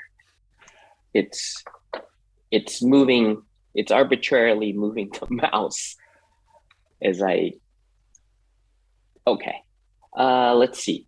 Maybe Frank, if you have it, maybe you can share your screen and do it that way. For whatever Absolutely. reasons, my configuration is such that the mouse just goes crazy when I try to share the screen. Let's see if, did that work? Yeah, I think that worked. Excellent. And so I am not muted. Excellent. Well, Council Member Ding, Mayor Ding, council members, this is in kind of in expectation of what the concerns and questions were leading up to this. I apologize if it is somewhat maybe a more truncated presentation that was originally presented. I've been involved with this project since the original outreach back in 2019. And so there's a fair amount of history, and I hope to explain, I think, some of the items that you either have concerns about. Let's just, we can roll through it here. So there we go, progressing the slides. So the agenda is to cover some background information about the project, describe the bike facility types associated not only with the project, but just in general, so you have the vernacular, as well as discussing the roadway cross sections, the bike lane alternatives, and the bikeway line path of travel. Some things that I think will be helpful, and maybe we'll need to revisit with some questions. I'm not entirely sure. Parking maneuvers, parking maneuvers, as well as the timing of the improvements. So with the background of the project, Broadway serves as your main street and view corridor for Historic Plaza and City Hall. Broadway, prior to recent paving, had a 5-lane configuration with 2 vehicular lanes in each direction, a 2-way left turn center, or a 2-way center left turn lane, and a wide on-street parking lane. The city's general plan circulation element in 2016 noted that Sonoma's size, scale, climate, and topography made it ideal for bicycling, and proposed a 3-lane configuration of Broadway to provide space for cyclists. Pedestrian safety would also be improved with the 3-lane configuration due to the reduced exposure at the pedestrian crossings. A 3-lane configuration along Broadway would not be expected to impact traffic queues based on projected traffic volumes analysis, and the analysis provided and approved by Caltrans, provided to and approved by Caltrans as part of this project. The Sonoma Bicycle Master Plan also calls for a Class 2 bike lane along Broadway. The existing lane configuration on Broadway northbound approaching the Plaza and Napa Street would not change from McDonald North with either of the proposed alternatives, option A or option B. Broadway, southbound near the intersection of MacArthur Street, would also not be reduced from the existing 2 lanes in each direction on approach at and through the signal at MacArthur.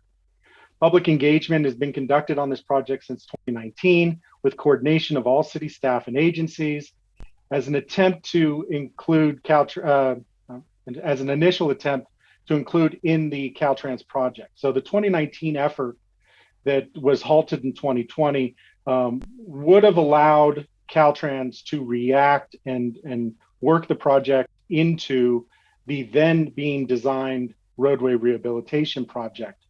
Caltrans pavement rehabilitation is currently underway now and extends from Vallejo to Napa, from Vallejo Avenue to Napa Road, Lavaroni Road. This is an $8.7 million investment in State Route 12 here in Sonoma Valley, and the current project is currently ready to stripe this improvement that we had selected option B. Let me see here. Let's go to the next slide.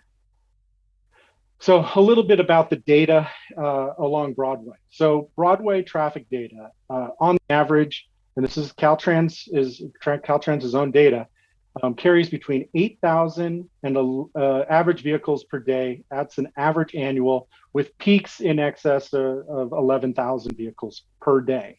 That's both directions in the vicinity of Broadway between Napa and MacArthur. In comparison, 11,000 vehicles a day travel along West Napa Street, and as much as 14,000 vehicles a day are experienced along State Route 12 in the Agua Caliente and Boys communities. Operational capacity of a 2 to 3 lane roadway with a northbound, southbound lane and a center two-way left turn lane would be a level of service A or B.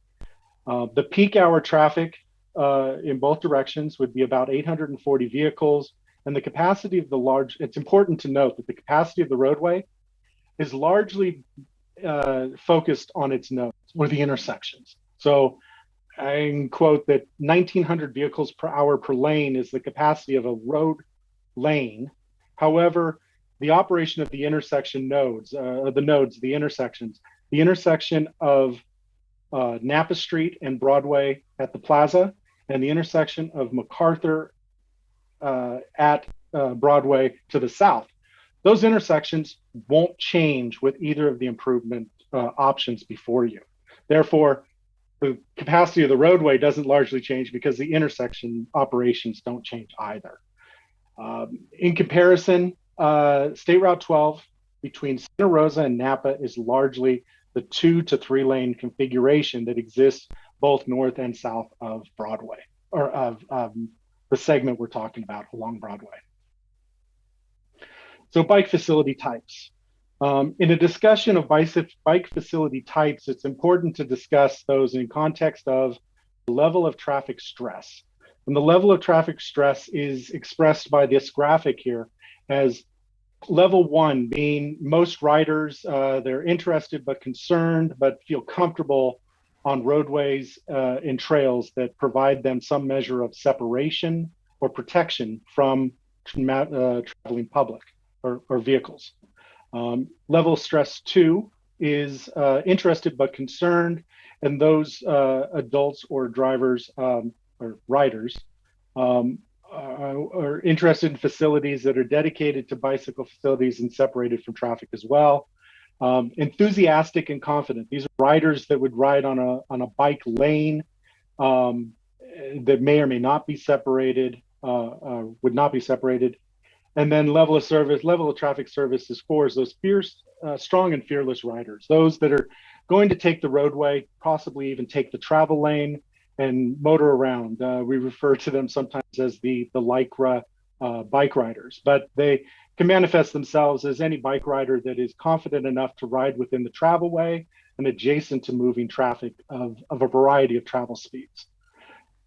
Now, when we talk about what those facilities look like, there is a class of facility here that I did leave off the graphic, and that is a class 1 facility. A class 1 facility is one that is actually separated from the roadway. So not necessarily a sidewalk, but a widened sidewalk, much like the trail that circles the city of Sonoma to the north.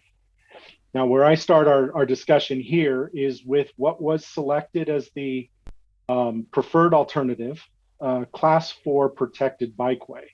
You'll see here in the graphic, and these graphics are provided by NACTO, the National Association of City Transportation Officials, and provides a basis for all transportation bike lane facilities. In fact, NACTO has other publications. This is the one as we're transitioning into improved bike lanes that really is the basis for this design. Class 4 bikeway, you can see here is a parking lane, protected, striped and protected, in this case here by some planters from the bikeway being separated from the sidewalk. The second, and that is our option A, which is the buffered class 2 bike lane. And you can see here that the parking is against the curb. The bike lane, the class 2 bike lane is against the parking, and a buffer exists between the travel lane and the same direction of bike lane. The class 2 bike lanes are simply a separated bike lane adjacent to parking, set very closely, but in between the travel lane and the parking lane. A class 3 is actually a share the road condition. This exists on many of the neighborhood streets and some of the residential and collector roadways around Sonoma. But it is the SHARO is the preferred methodology for noting a bicycle route. There is no separate lane or facility for cyclists. Now, in the context of the Broadway project, I'm showing here option B on the left because we did go left to right in an order. So option B is the class 4 protected bikeway, and you can see here is a visual simulation of what that would look like with the two-way left turn lane, the travel lane, the parking lane, a buffer, and only to denote so you can see clearly where the bike lane would be. We have that shown in green. However, I think we've gone through this before, but it's important to note that the only green that would be located along the roadway would be located where there is a conflict at the intersection. So essentially bringing the bike lane across the intersections of France and Chase and Duncan, McDowell. The option to the right, option A, is a buffered class 2 bike lane.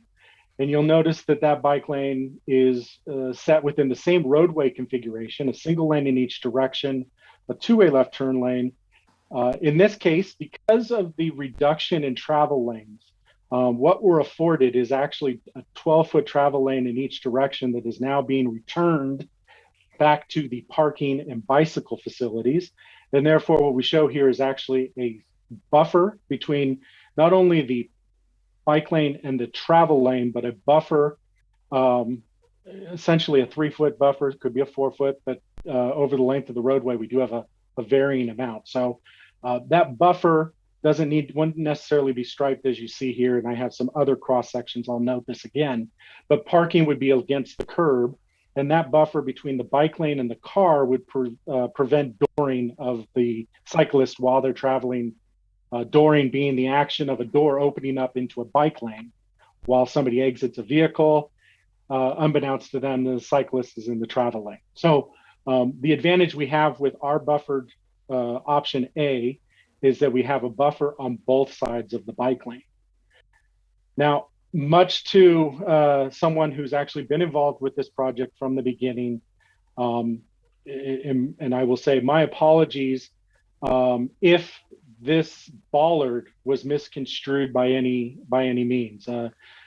Take a second here, and what I'll indicate is that when the project was developed in 2019, and those graphics were graphics that we maintained through even the most recent approval of option B in August of 2nd, is that we had always intended that this would be something we would be requesting of Caltrans, and Caltrans would be designing. That was the intent in 2020. When the project was approved as an actual project request of Caltrans in August of 2021, Caltrans had already released the project for construction. It was through an incredibly, an intense process to actually get this project included within the Caltrans project, as it had already been to bid and issued for construction, and contractor was already on site. We worked very closely with the agencies, with SCTA, with Caltrans to try and make the request a reality. These bollards, as you'll see here, are actually Caltrans operates in a tiered system with regard to what's required. So there's shall, should, and may with regard to their standards. Shall means you shall do this. Shall, should, and may. Should is if there's good justification to do it, you have some flexibility in shoulds, as well as you do have some flexibilities in shalls based on engineering judgment. And then you have mays, which are, it's a good suggestion, you're not required to do it. Caltrans actually has a class 4 parking or protected bikeway design bulletin, DIB 89. In DIB 89, it notes the multiple different situations, a protected, we're calling it parking protected because that's what exists here. but a protected bikeway is an on-street bikeway that is protected by some measure, whether that be a planter strip, a curb, delineators, bollards, some measure. And it differs from a buffered as that there are something is located within the buffer, which would make it difficult to park on the other side or in the bike lane. That's why what you'll see here is actually, you can see the parking tick, you can see the I don't know if my mouse does show, but you can see the parking tick here in the foreground. You can see the bollard, you can see the hatched or buffered buffering between the parking and the bike lane, the curb and sidewalk to the left here, and the cyclist within that roadway. Now to the question of what a bollard and a delineator look like, they're actually very similar. They're both plastic. They are both they're knockdown. So in this case here, this delineator, which exists in many locations, and I think you have some examples in the city of Sonoma, a vehicle could knock this over if it needed to, or it accidentally did that. It is somewhat resilient and should pop back up. The intent with these bollards, and they were actually developed specifically for this use because they look more formidable. They do come in a variety of colors. Our project, as I will show you in a moment, the option B, while it was not the initial intent and it was not shown in the cross sections, and that is because we did not know Caltrans's position. As I indicated, DIB 90 or 89 indicates that they are not required, but when locations where parked vehicles may, based on either a history or a refresh of those that may park on the street, whether that's visitors, vacation, anybody who may just show up, we didn't want them to ignore the markings on the ground and end up parking against the sidewalk as they would have in the past, even if it was 5 minutes to pick up something.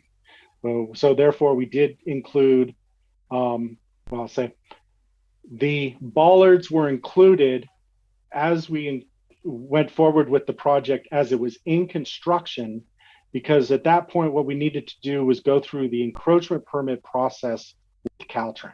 So if there was any, as I move forward here, we'll go into the roadway sections, because I think this seems to be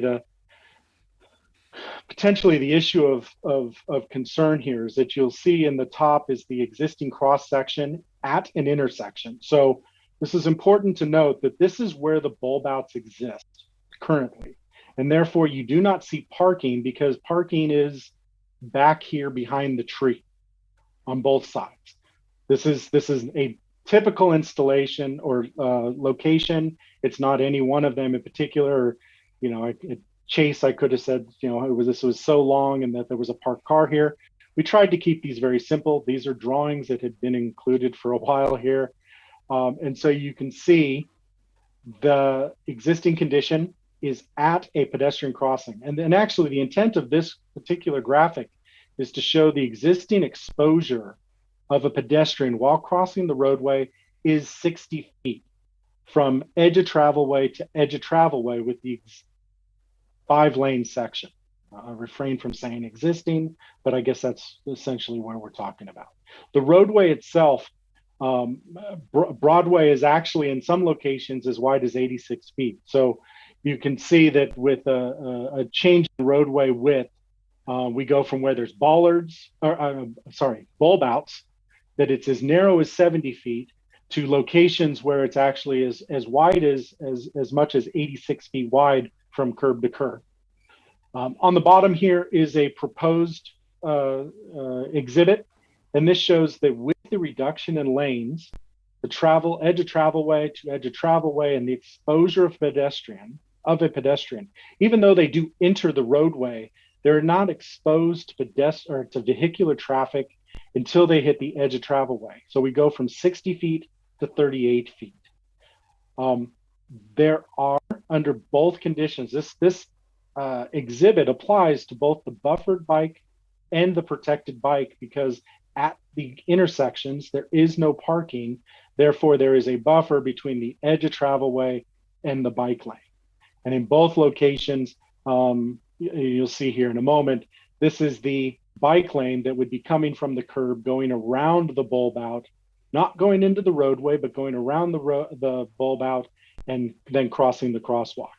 In the buffered bike lane condition, this bike lane moves over slightly and actually would just continue straight up or down the page. I didn't note, but that was actually the condition that we have for much of the roadway, which is between MacArthur and McDonald. As I mentioned before, so the existing roadway configuration adjacent to the intersection of Napa Street is, the parking is, behind these trees essentially. So the crosswalk itself is a 70-foot crosswalk. There's a northbound through left turn or through right turn lane, a northbound left turn lane, as well as a center median marked out and 2 receiving southbound lanes. In the proposed condition, either buffered or protected at the crossings itself, we go from 70 feet of exposure at the intersection, the always stop intersection of Napa and Broadway, to 48 feet. We are still wider there, and that is because, as I mentioned, we are maintaining 2 northbound travel lanes to the always stop condition at Napa. That 2-lane configuration extends all the way back to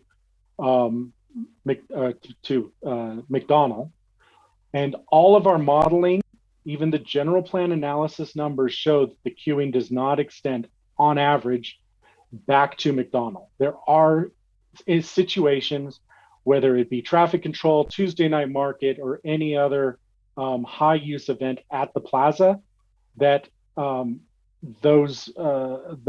use of travel lanes would not be expected to back up that far. But as we know, anything traffic control, temporary traffic control, construction, I can't make a promise to you that it would never back up that far, but our analysis shows that it does not, given the volumes that we're using. And those are even general plan numbers. The southbound lane leaving the intersection, because none of the movements approaching the intersection, the always stop control, are more than a single lane, the receiving lane can be a single lane. Our analysis and working and looking at that intersection for myself well over 35 years, is that the movements actually, because of the pedestrian activity, the movements at that intersection are actually fairly streamlined, that all of them fairly orderly about approaching that single lane. And move on to the bike lane alternatives. And I think this is where there's some, again, some of the ire that took place here is that we did show in option B, and I'll get to that in a second, but option A, you can see here we have the parking adjacent to the curb. We have a buffer. And in this case here, while this is an exhibit, there are some simple things about this, and that is that we would dash these lines. Over time, what we've actually got here is that Caltrans has changed their standards. They actually now have a standard for double white line, and double white lines, like double yellow lines, actually preclude movements across. They're typically used on freeways, but we didn't want confusion on a local street with regard to what the more highway or freeway markings are. So in the case of the buffer with adjacent to the parking, we would use a line to delineate the bike lane from the parking, and the parking ticks are optional. Now they were included in the plans, and that was, Caltrans actually has parking ticks for parking that is on Napa Street. And if you were to have looked at Street View or pertinently, or looked at the roadway prior to the pavement rehabilitation, there were parking ticks on the northbound approach to Napa Street prior to the repaving. There weren't in both directions, and it didn't extend very far, I think, to McDonald, but there were. The difference in parking with parking ticks, and again, the configuration of the parking ticks here is to denote that there would be a vehicle here and a vehicle here.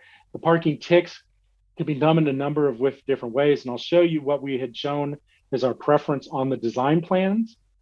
But back to this alternative, the bike lane is shown as I indicated before, buffered between not only the parked vehicle, but the travel lane vehicle.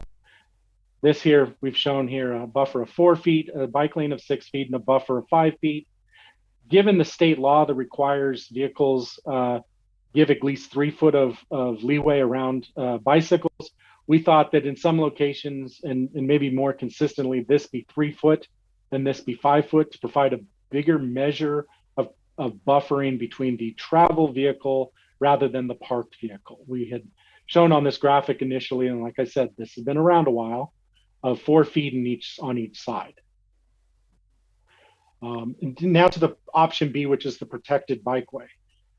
Again, this is the option which would have the bicycle facility against the curb, a buffer, and in this case, because we do have so much room with this 86 foot wide roadway at some locations, we have 2 travel lanes that we're removing from the travel, and there is already parking out there. Therefore, we have a fair amount of space to put into buffering and lanes. So the bike lane is actually a 6 foot bike lane outside of the curb lane, or the curb, or the gutter pan, I'm sorry. 2 foot gutter pan, so you have your curb, a gutter pan. This is the concrete structure that water would rest in, and largely has a lot of debris that's washed off the roadway. And so what we do is we actually go ahead and it has a different slope, different cross slope. So another thing to remember here. The bicycle lane would actually be separate from the 2 foot width. And so the bike lane ostensibly would be about 8 feet wide. However, as paved roadway is only about 6. We do have another buffer here between there and the parked vehicles. And again, what we did not show initially, because we did not know what Caltrans would accept or not accept, we did not show a bollard placed in this location. However, those bollards are not visible to the motoring public. Those are actually located between the parking and the sidewalk. However, you want to consider that, but that is on the inside of the parking lane. The parking lane itself, we have that as a 10 foot wide, or in this case, it was shown as 11, but we do have that presently on the plans that would be striped as 10 feet, providing an 8 foot parking lane and 2 foot of additional room or buffer between the parked vehicle and the travel way as well. Travel lanes per Caltrans actually remained exactly as they were before. I would be remiss if I didn't mention that these are still 12 foot travel lanes. A preference to gain a little bit of calming would have been to reduce the travel widths of the traveling lanes. However, based on the existing seams and the road repaving project, these all remained as they are today, which is a 12 foot travel lane. So by vehicle code, only vehicles can only be about 8 feet wide. So you can imagine the 12 foot travel lane is still a statewide generous travel lane. That exists, the parking protected bike lane exists on both sides. We'll move on to, so again, this was a section of design that was put together especially for this meeting. Since we did not move forward with a buffered bike lane, we went ahead and prepared a quick section to show you how we would put this together. That would be not necessarily in contrast to the cross section, but the best use of roadway as we move across. So you have the 3 travel lanes, and this buffer between the travel lane in the southbound direction with the hatching, a dashed line so that we're not traveling across multiple solid lines when parking. We have a 6 foot bike lane, a additional 3 feet between there and a generous 9-foot parking. And that is on both sides of the roadway. Because the roadway width does change a little bit, the buffers against the roadway would remain constant. However, what we would do is potentially change that 8-foot to 9-foot parking as required, as the roadway is not a constant 84, 83, 85 feet that I mentioned. It does meander. And so we'll need to accommodate that. And that was fully our intent as this striping, or actually the striping that should have been laid out here, kind of pending, would have been field fit. We do a process when doing construction projects where we actually do a thing called cat tracking the striping. And that's where we go out there with almost a chalk-like type paint, something that isn't necessarily permanent, like the thermoplastic that would be installed. And we mark out where we think the lanes should be based primarily on this drawing, but there are field conditions and widths and things that are, I guess, importantly, while I said the width of the roadway, these are not a topographic survey. We got this survey from Caltrans. Even their widths varied from what is actually the contractor said the widths of the roadway are in some locations. So we were working along with the Caltrans plans. And it's really, longitudinally, it'll work. Lengthwise was the gist of the plan. So that's option A. Option B, again, we have the design here where you can see the parking bays, or actually a parking bay. And I do apologize. So going back to this, I want to point one thing out in particular. The current parking occurs, actually, you know what? I've got a whole other slide for that. I will do that later. Let's just get to parking option B. Option B it shows that we have the green conflict markings at the intersections. Those will be bordered by a 6-inch white line, and the green would be placed in between those to denote the conflict of the bike lane crossing the roadways. The parking bay, now not being against the curb, is a bit of a floating bay out here, denoted with 6-inch striping around it, parking ticks to denote the actual parking spaces. And as I had noted before, the bollards were placed out here. Go ahead and go to the bikeway and path of travel. So with regard to the option A, the bicycle path of travel is, for the most part, straight along a single path against the parked vehicles that are parked against the curb.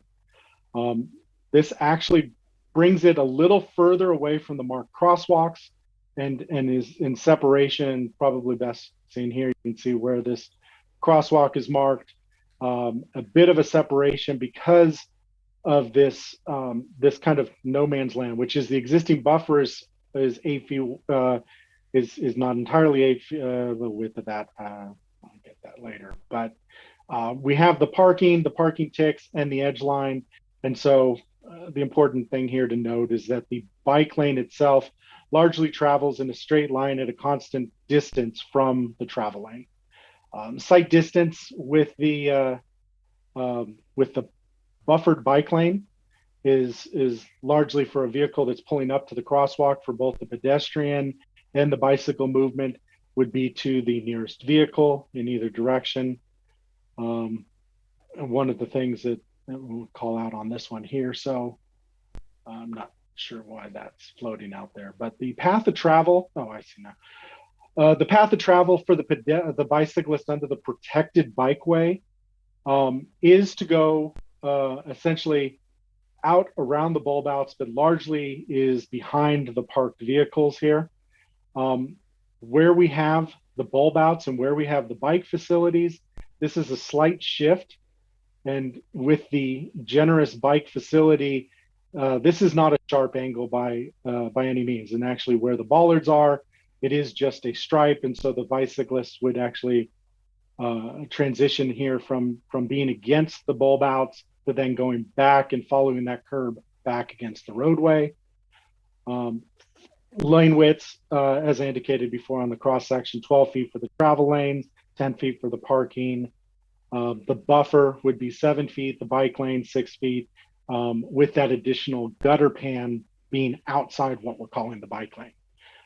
In this configuration, you can see that actually the sight distance to the cyclist that is actually closer to the pedestrian crossing, because it is just outside of the bulb outs, is actually an extended sight distance to the cyclist. Once the cyclist and the pedestrian crossing are noted to be cleared, anybody stopping at this stop sign would stop and then move forward until they could see the traffic. And so with the buffer across the roadway here, that driver would actually need to move forward in order to adequately see across the roadway. And that's consistent with any stop sign placement behind a crosswalk, is that the stop sign and the crosswalk are joined together such that that's where the vehicle stops prior to entering the crosswalk.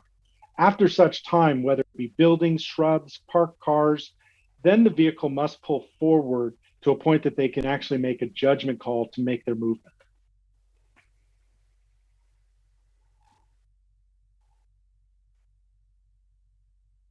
I must have moved backwards. So there we go. So now with regard to the parking maneuvers. So the first thing I'd like to mention is that parking supply and parking demand. So currently, there are no parking ticks, and I think I'm probably I could be here at France Street, but right now the parking is not delineated longitudinally along the roadway. It actually has just an edge line stripe 12 feet from the face of curb, and that edge line stripe allows the parked vehicles to kind of park against the curb. And as you can see with where these bulb outs are located, parking, and I could even go to a street view, you can see that most drivers honor the fact that where the curb transitions to the bulb out, that is the edge of the parking lane for the parked car. And you can see we honored that here, even with the parking ticks. The difference between not having the parking ticks and having the parking ticks is just a more organized and structured parking, especially where you have driveways. And we can actually, by doing the parking ticks, we can limit the encroachment into the driveways along the roadway. So that was the intent of the parking ticks. It does not increase or decrease ultimately the number of parking spaces along the roadway. In fact, I say that before I move on, the parking maneuver. So parallel parking maneuver is still what exists. It existed prior to the paving, or even if anybody's out there doing a parking maneuver, making that parking maneuver from the travel lane. In this case here with the buffered bike option, this distance between the parking space and the edge of travelway does afford a parked vehicle to move outside of the parking lane or the travel lane into the buffered area to then make its movement into the parking lane in a parallel parking, or kind of a 3-point, 2-point movement of forward and then backing in. With the parking protected, that movement does occur partially within the travel lane, as was pointed out. However, it is a more generous parking lane. So most passenger vehicles are actually not anywhere near 8 feet wide. And many of them are actually closer to about 6 feet wide. And therefore, those vehicles, if parked against this line, actually have a larger buffer between the parked car. And so that the parking maneuver, while I am showing it here within the travel lane with this additional 2 feet and the widths of cars as they would park, and if they were to even encroach on that line, but so much as to say the parking maneuver is still done somewhat within the travel lane. However, there is the two-way left turn lane, provided there's no conflicts at the given time, they can do that. The parking maneuver does not take a substantial amount of time typically, and therefore the impact to drivers is not foreseen as substantial. You can see here another picture with regard to the bollard placed within the parking buffer, the buffer between the parking lane and the protected facility. Again, the design still had the conflict markers. Actually, let me keep moving. So timing of the project. So I would be remiss if I didn't note here that with regard to the improvements that are imminent, with regard to option B, Caltrans is done its paving work. We'll do some of the striping work. There'll be another portion of the striping work that will be done in order to accommodate the striping outside of the travel lanes, and that's to put the parking, the protected parking and the bike lanes in, and the hatching as I've shown here. One of the things that would be installed after the fact by city staff is both the green markings and those bollards that have already been ordered, and I believe they've been received. Just to keep everything perfectly equal here, and with regard to being informative, it would seem that if Caltrans, if there was such an opposition to the bollards, and again, those bollards were included because of the DIB 89, that if there was such an opposition, we could potentially go back to Caltrans and ask whether or not the bollards, the important thing about the bollards are not actually installed north of McDonald. Those are actually only installed south of McDonald. And that's because the buffer is actually wide enough to still accommodate the city street sweeper and not have it conflict with the bollards. I just want to make that point. And if the bollards are such an item, I would say that in the DIB 89, they're noted as not required, but NACTO and many of the other jurisdictions, as I showed in the picture as well, are still installing these. They keep an orderly method to the parking, especially in commercial areas where there's a high turnover. And it's important to make sure that parked cars don't park in the bike lane, especially if the intent is to create a parking protected bike lane. So if council were to retain or decide on option B, being this is a new decision, option B, striping by Caltrans contractor, and the work and efforts that we've done to date would continue, and the project would and should be completed in the following weeks, given that we now have good weather. If the council decision is to change preference to or prefer option A, being recommended to Caltrans, staff will need to modify the design, regain concurrence of Caltrans with the encroachment permit, and attempt to meet the contractor's schedule.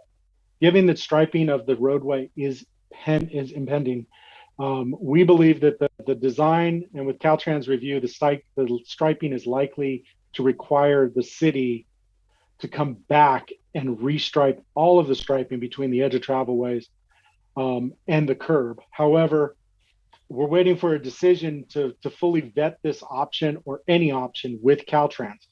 I should remind you, the resolution before you is to request Caltrans consider or make a recommendation to Caltrans to consider option A or option B. And so we still have a whole process to go back through if the decision changes from what we moved forward with back in August. I hope that didn't take too much time, given that we kind of said that this was a fresh perspective, treated as if it was August 2nd. I hope I did that enough credit to get you up to speed.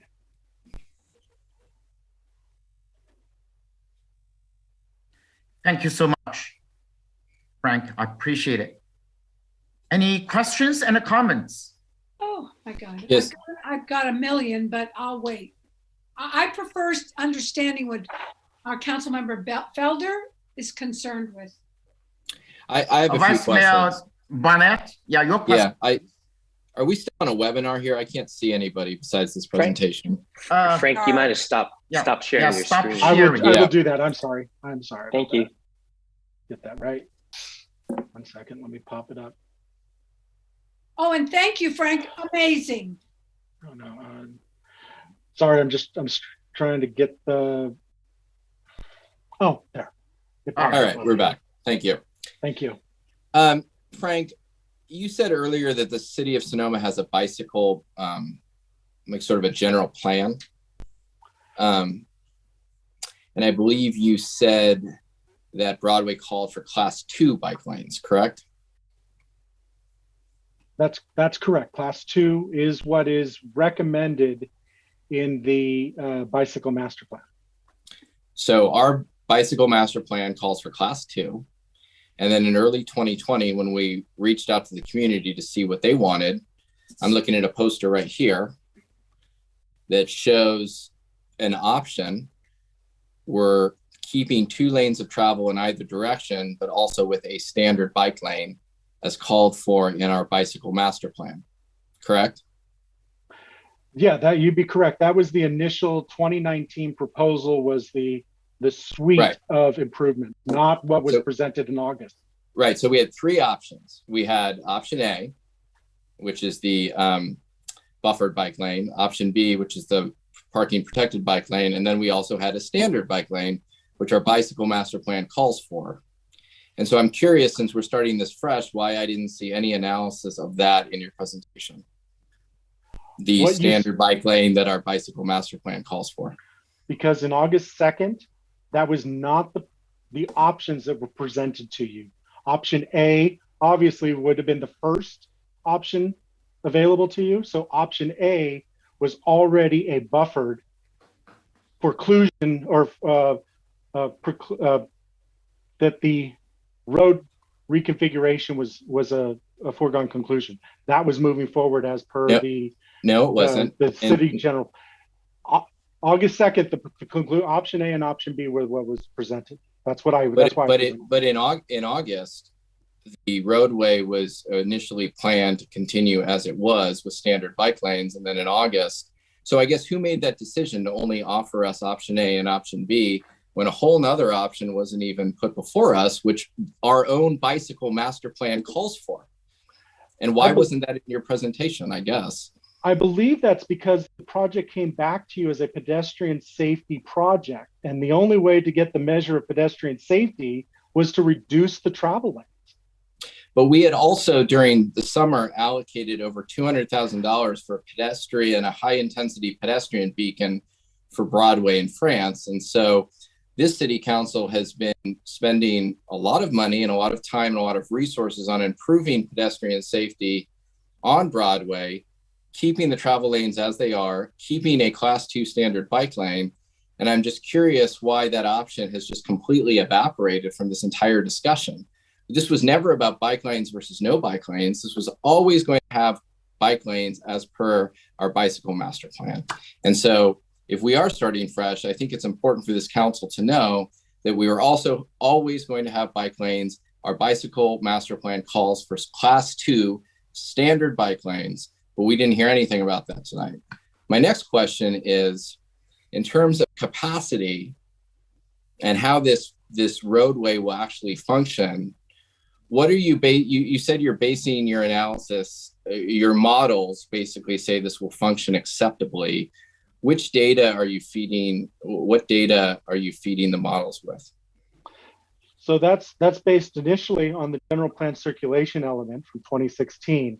However, as part of our analysis, we actually revisited those numbers, updated numbers based upon analyses that were actually completed since 2016, and utilizing the general plan numbers. So while we're looking, and this is important from a Caltrans perspective, which is while we look at what the existing condition is, we're always looking at what that future condition is. In this case, it was the general plan build out, and therefore it actually includes all the prospective build out as part of the general plan. And that analysis still concluded that it operated acceptably. Do you have concerns that 50% of the numbers that fed your models came from a month after our devastating fires in 2017 when traffic was significantly reduced?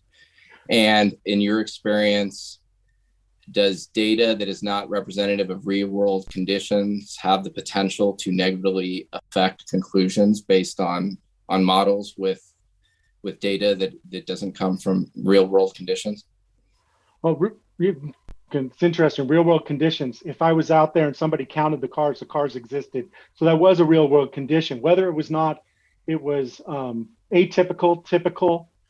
We looked at a variety of data points and found that the data we were looking at was not only consistent with the overall traffic volumes that Caltrans had in their data set, it was consistent and utilized and actually approved by the owner and operator of the roadway, Caltrans. Well, the data I looked at, most of the data comes from a month after the fires, when school wasn't in session, when our high tourist season wasn't in session or ongoing. And so I have concerns about that. You also said that obviously the roadways north and south function in a similar manner. Obviously, Napa Street has one direction either way with the turn lane in the middle. From what I understand, just living in Sonoma and just everyone's, people have serious concerns about how that roadway functions. I mean, you wouldn't be surprised to have traffic back up from 2nd Street West all the way, past the Chevy dealership. I mean, I guess I just would ask you not to use West Napa Street as, well, let's look at West Napa Street because that's how it functions, because people in our town think West Napa Street doesn't function acceptably at all. And so why would we take an unacceptable roadway condition and put that on Broadway? And I just would like the council to consider that. Can I respond to that? Yes, of course. Okay. Yes. No, because it's very important that you actually, and my point about the nodes and the way the nodes operate, so the intersections, so 2nd Street and 5th Street, so you're talking about those two signalized intersections. Those are the only two control points until you get out to Riverside, right? So between Broadway and Riverside, those are the two control points. Both of those signalized intersections have a couple things going on with them. The traffic signals themselves presently, or we'll say historically, operate with split phase north and southbound for the side street, for 2nd Street and 5th Street. Terribly, we'll say, inefficient, for lack of a better word. Splitting the movement such that you have to do, the signal stays red while one whole approach does its movements, and then switching and doing another movement, rather than letting through traffic move together and left turns move together. Now that's both at 2nd and 5th Street. What you should know is that Caltrans's project to rehabilitate the roadway actually included traffic signal plans to modify both of those intersections such that you would actually now improve the operation by having protected left turns, both north and southbound at 2nd Street and 5th Street, allowing traffic to travel in both directions as well as the left turns to go at the same time. So to your point about it not working, I wouldn't argue that point.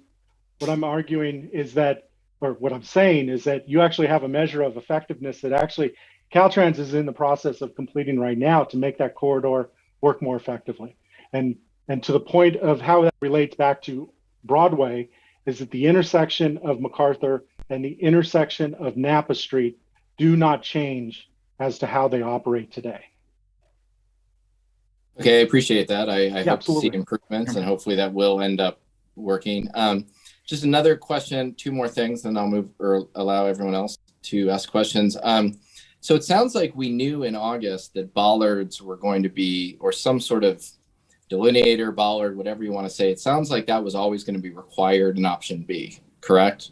That is not correct. What that is we were making, well, I'm sorry, the city was requesting through that action to request Caltrans include a parking protected bike or a protected bike lane in its project. Its project had already started. It was now an endeavor to get Caltrans to understand and how that was going to be included. We did not know at that point, as we did not know in 2019 that bollards would be a part of it. Okay, well, I appreciate you saying that. But I will say that I know that, when we discussed this in August, there was concern about that. And it was made very clear, I think even by Councilman Felder, that the implementation of this should not have any bollards or sort of physical barriers. And I believe he was advocating for what's called dots. And so yeah. I guess I'm just concerned. I'm just making the general point. I think this goes along with what Councilwoman Lowe said earlier. We should have, once we found all this out, you and your colleagues in our city, this should have come back to us. And It's unfortunate we're doing this at this late date. And as you just discussed, the timing is a situation here, but we have to do this to try to get it right. And we'll see how it turns out. But this should have been discussed before the city council in October or November or months ago. So we would never be in this situation. And so I appreciate your presentation. I appreciate all the analysis. And those are my questions for now. Any other questions from other council member? I still want to Yes. defer to Councilmember Felder unless you want to wait, Okay. because I have a lot of questions. Councilmember Felder? And mute, please. All right.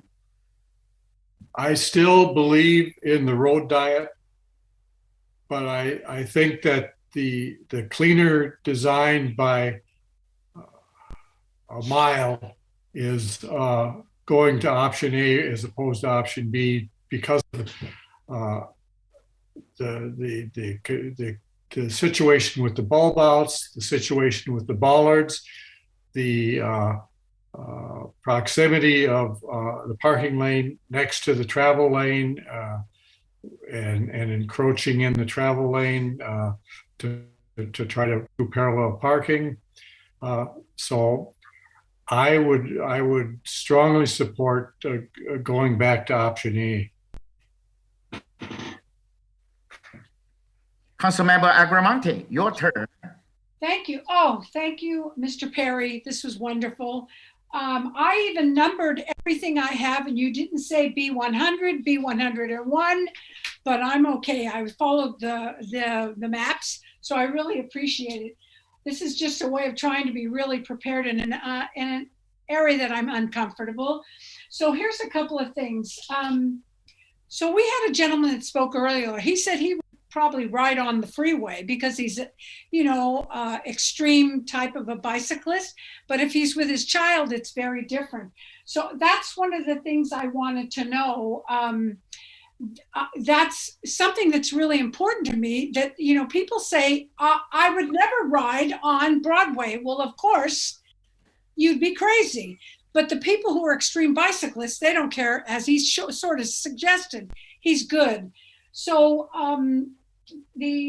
I wanted to know, you explained the width of buffers, but they sort of, they were different in different areas. Is that right, Mr. Perry? It's Mr. Penry. I got an N in there. I snuck it in. I got it now. Thanks. No problem. So the width of the buffers do change, and where we try and keep those similar is where we have continuity with the travel lanes themselves. With regard to the motoring vehicles, the actual travel cars in the travel lanes, right, the buffers against that, we tried to maintain those as a constant so that we didn't have the bikes. I'm sorry, I was doing my hands in my, but we didn't have the bikes moving away from or closer to.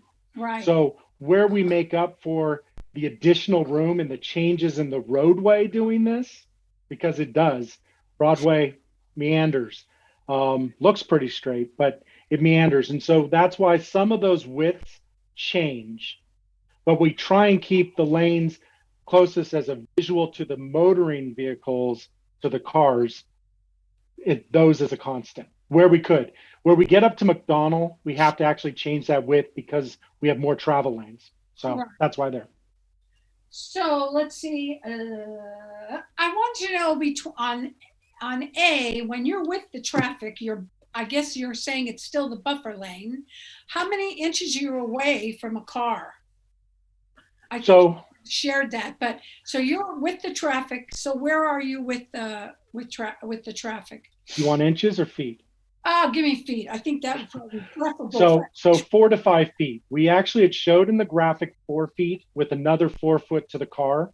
Okay. My preference is that we would use the state standard of 3 feet of room from a vehicle is kind of just a dooring. When the door opens, that gives enough room such that a door opens not into the bike lane and into that 3 foot buffer. That way we actually, and the reason I'm doing this is because if we're talking about all these levels of of safety and everything else. I'm hearing the public as of last meeting. I'm hearing the public in all of this since 2019.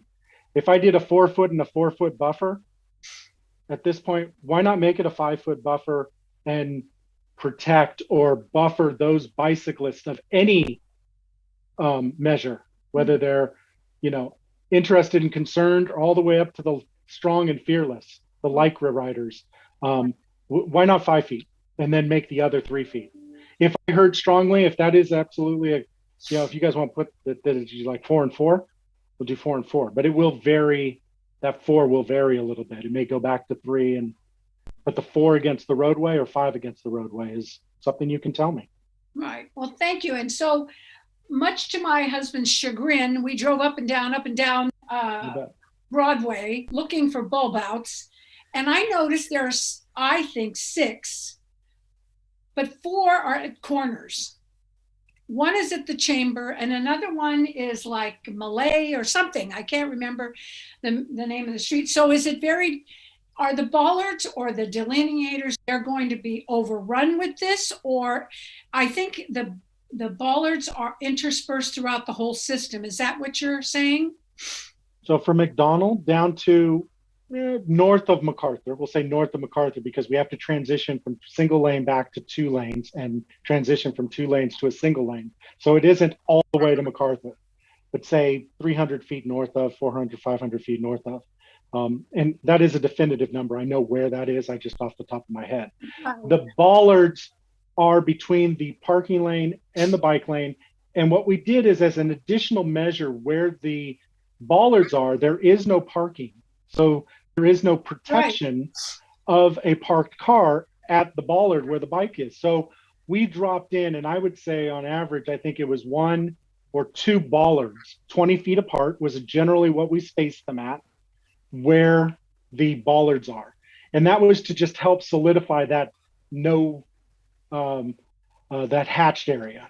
We can go back to the drawing, but I'm sure you're kind of figuring what I'm talking about here. Is there's a hatched area where the parking was previously as we approach a street, and now there's a bollard. So the area reduces, it becomes a hatched area only, and mostly we dropped 1 or 2 bollards in those areas. So the heights of bollards and also delineators, are there different heights for them? So the bollard, the K71 is this bicycle treatment bollard that was created and is used widely across the nation for exactly this use.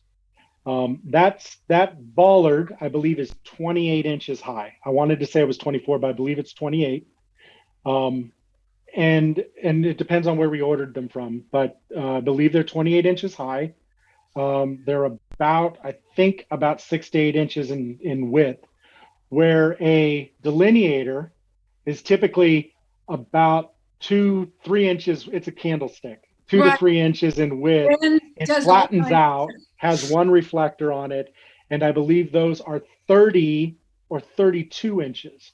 And the reason I'm kind of deferring is I don't have my manuals open right now, but there's a difference between what we call a channelizer and what we call a delineator. And that changes in the width and the colors. And so for the most part, these would be delineators. Delineating the parking from the bike lane is what we refer to them as. I believe they're 32 inches. Okay, so the bollard itself, is that to the safety? Is that it? Or to just let people know where things are? Or how is that? What is that purpose? It's an additional measure. And it's additional measure because there isn't always parking, right? We have locations where there's driveways. We have locations where there's bulb outs. And so the bollards are done in addition and when those parked cars are not there. So not necessarily a protection, but it's a measure to delineate that there is space between. Right. That's what the bollards are there for. That's what the intent of our design was when working through with Caltrans. It was, I mean, obviously, I can understand there's a whole lot about the bollards. It is almost a nationally recognized standard, even where there's parking, to protect the the bike lane, there isn't always a parked car there. Therefore, something of substance, we're talking 6-8 inches wide, 28 inches high, there's something there. And the bollard, is that if a car like hit it, or is it stable, or it knocks over like the other one, the delineator? It will knock over. It is plastic. It is plastic. It is it's a recoverable feature. Therefore, it can be within the roadway. As a civil engineer and licensed traffic engineer in the state of California, we're always very sensitive about putting things in the roadway that are not mountable or deformable. Right. In a sense, that's those for emergency services and everything else. Right. Yeah. Right. So you were talking about parking ticks. Are those like big Post-its? No. No.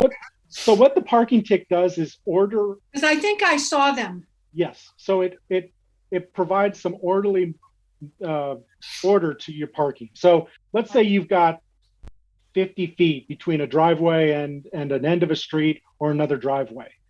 And if two smart cars parked in there, you could probably get a third smart car.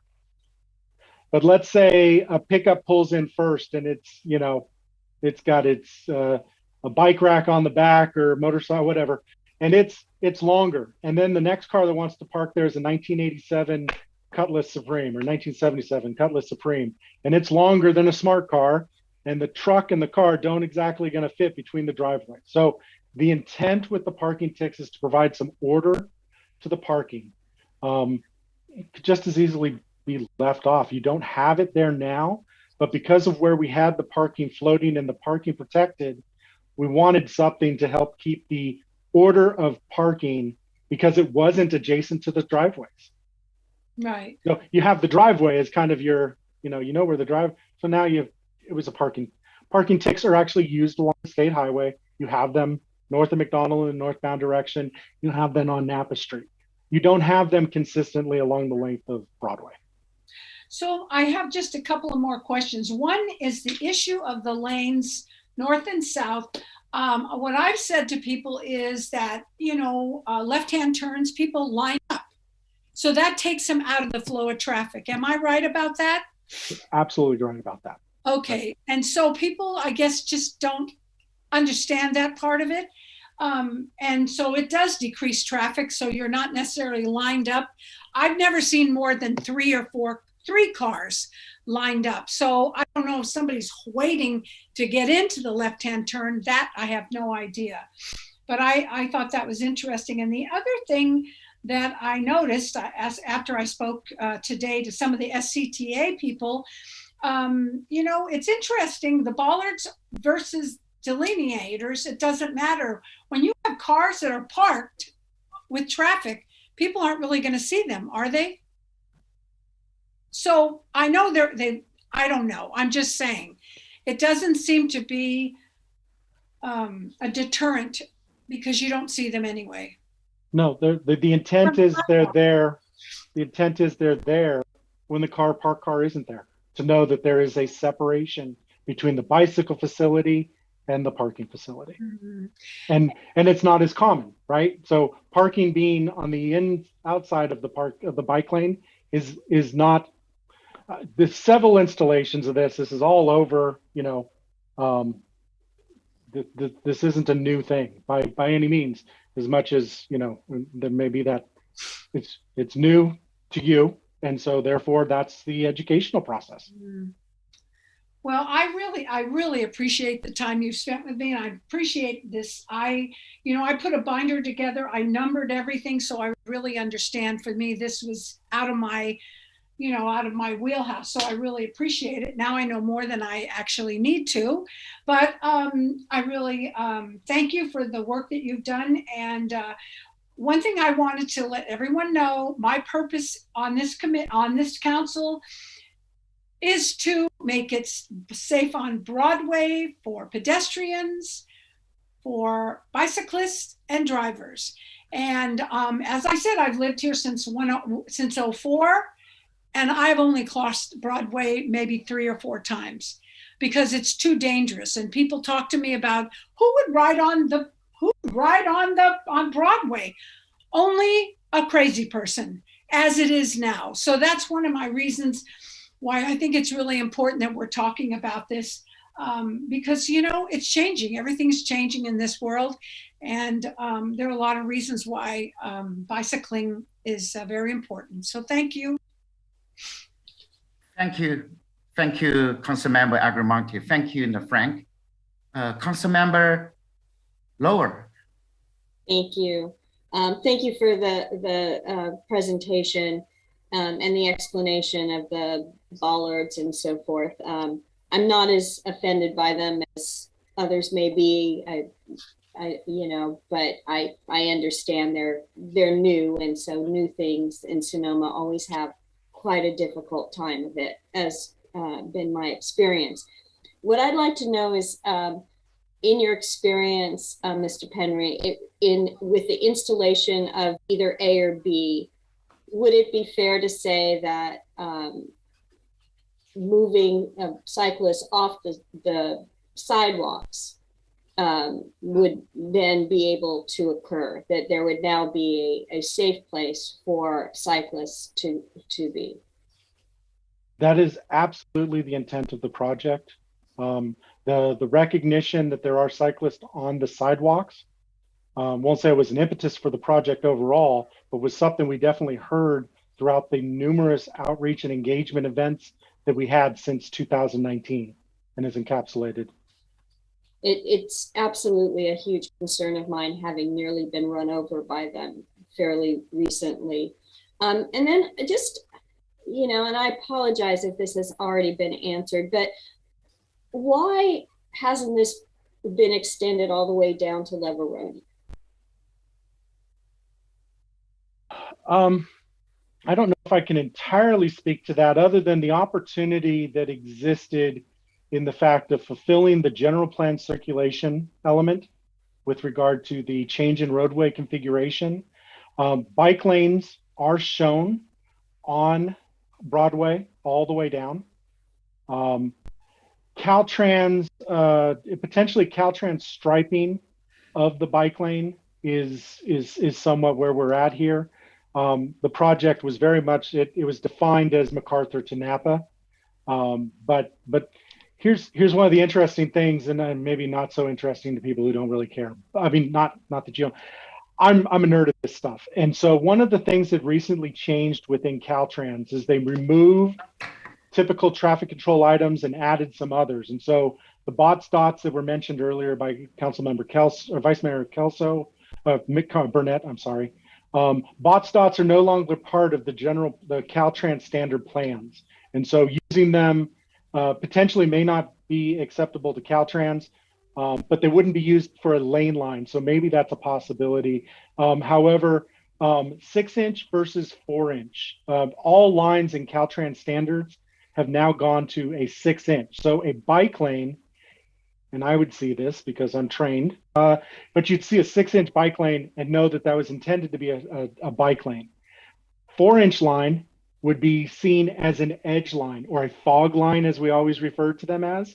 And that would be the difference. That was largely the difference in visual acumen, seeing what's out on the roadway, was if you saw an edge line of 4 inches, you knew it was a shoulder.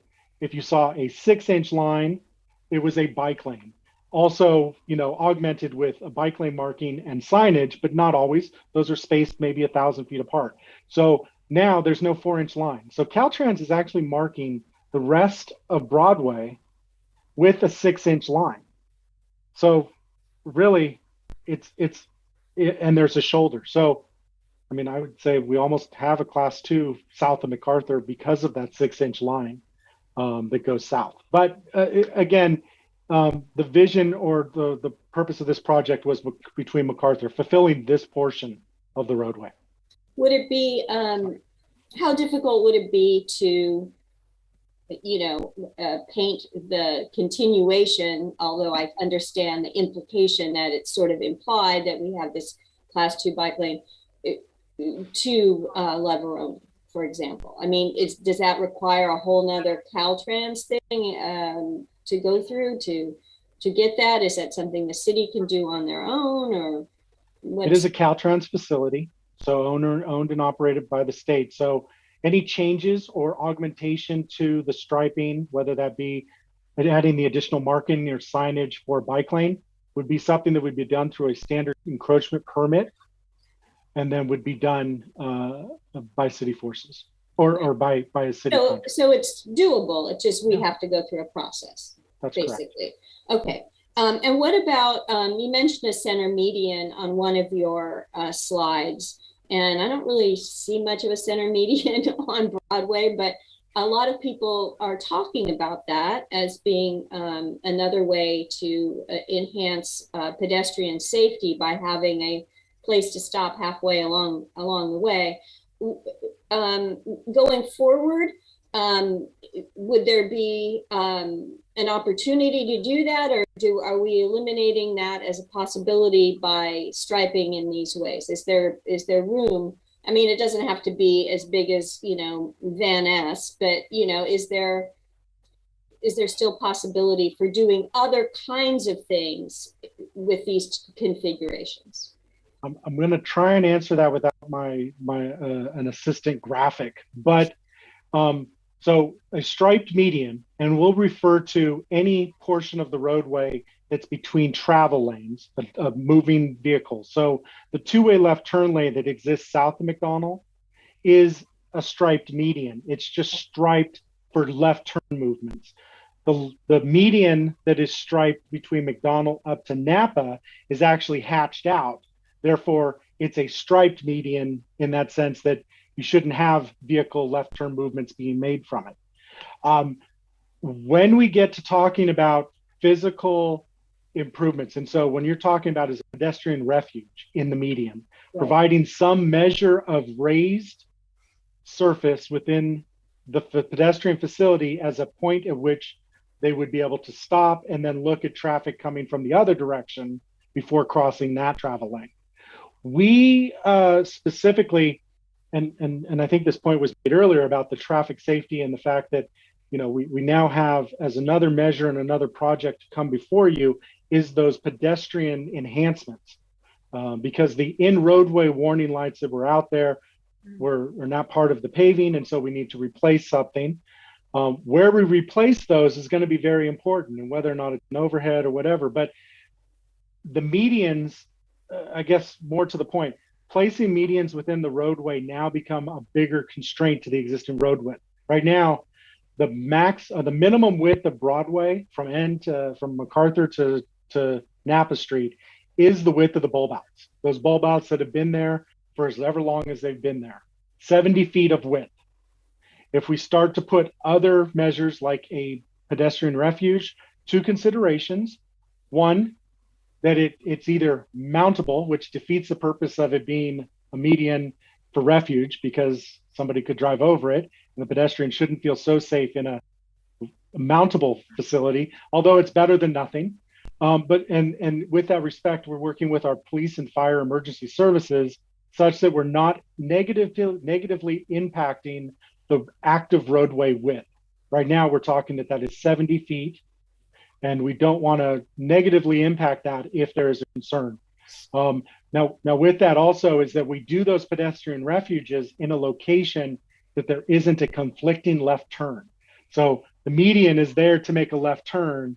And if we put a bulb out in the crosswalk or adjacent to the crosswalk that goes across the left turn, we don't want to do that either. So I think McDonald, the crosswalk at McDonald is actually on the south side of the intersection where the left turns to McDonald are made.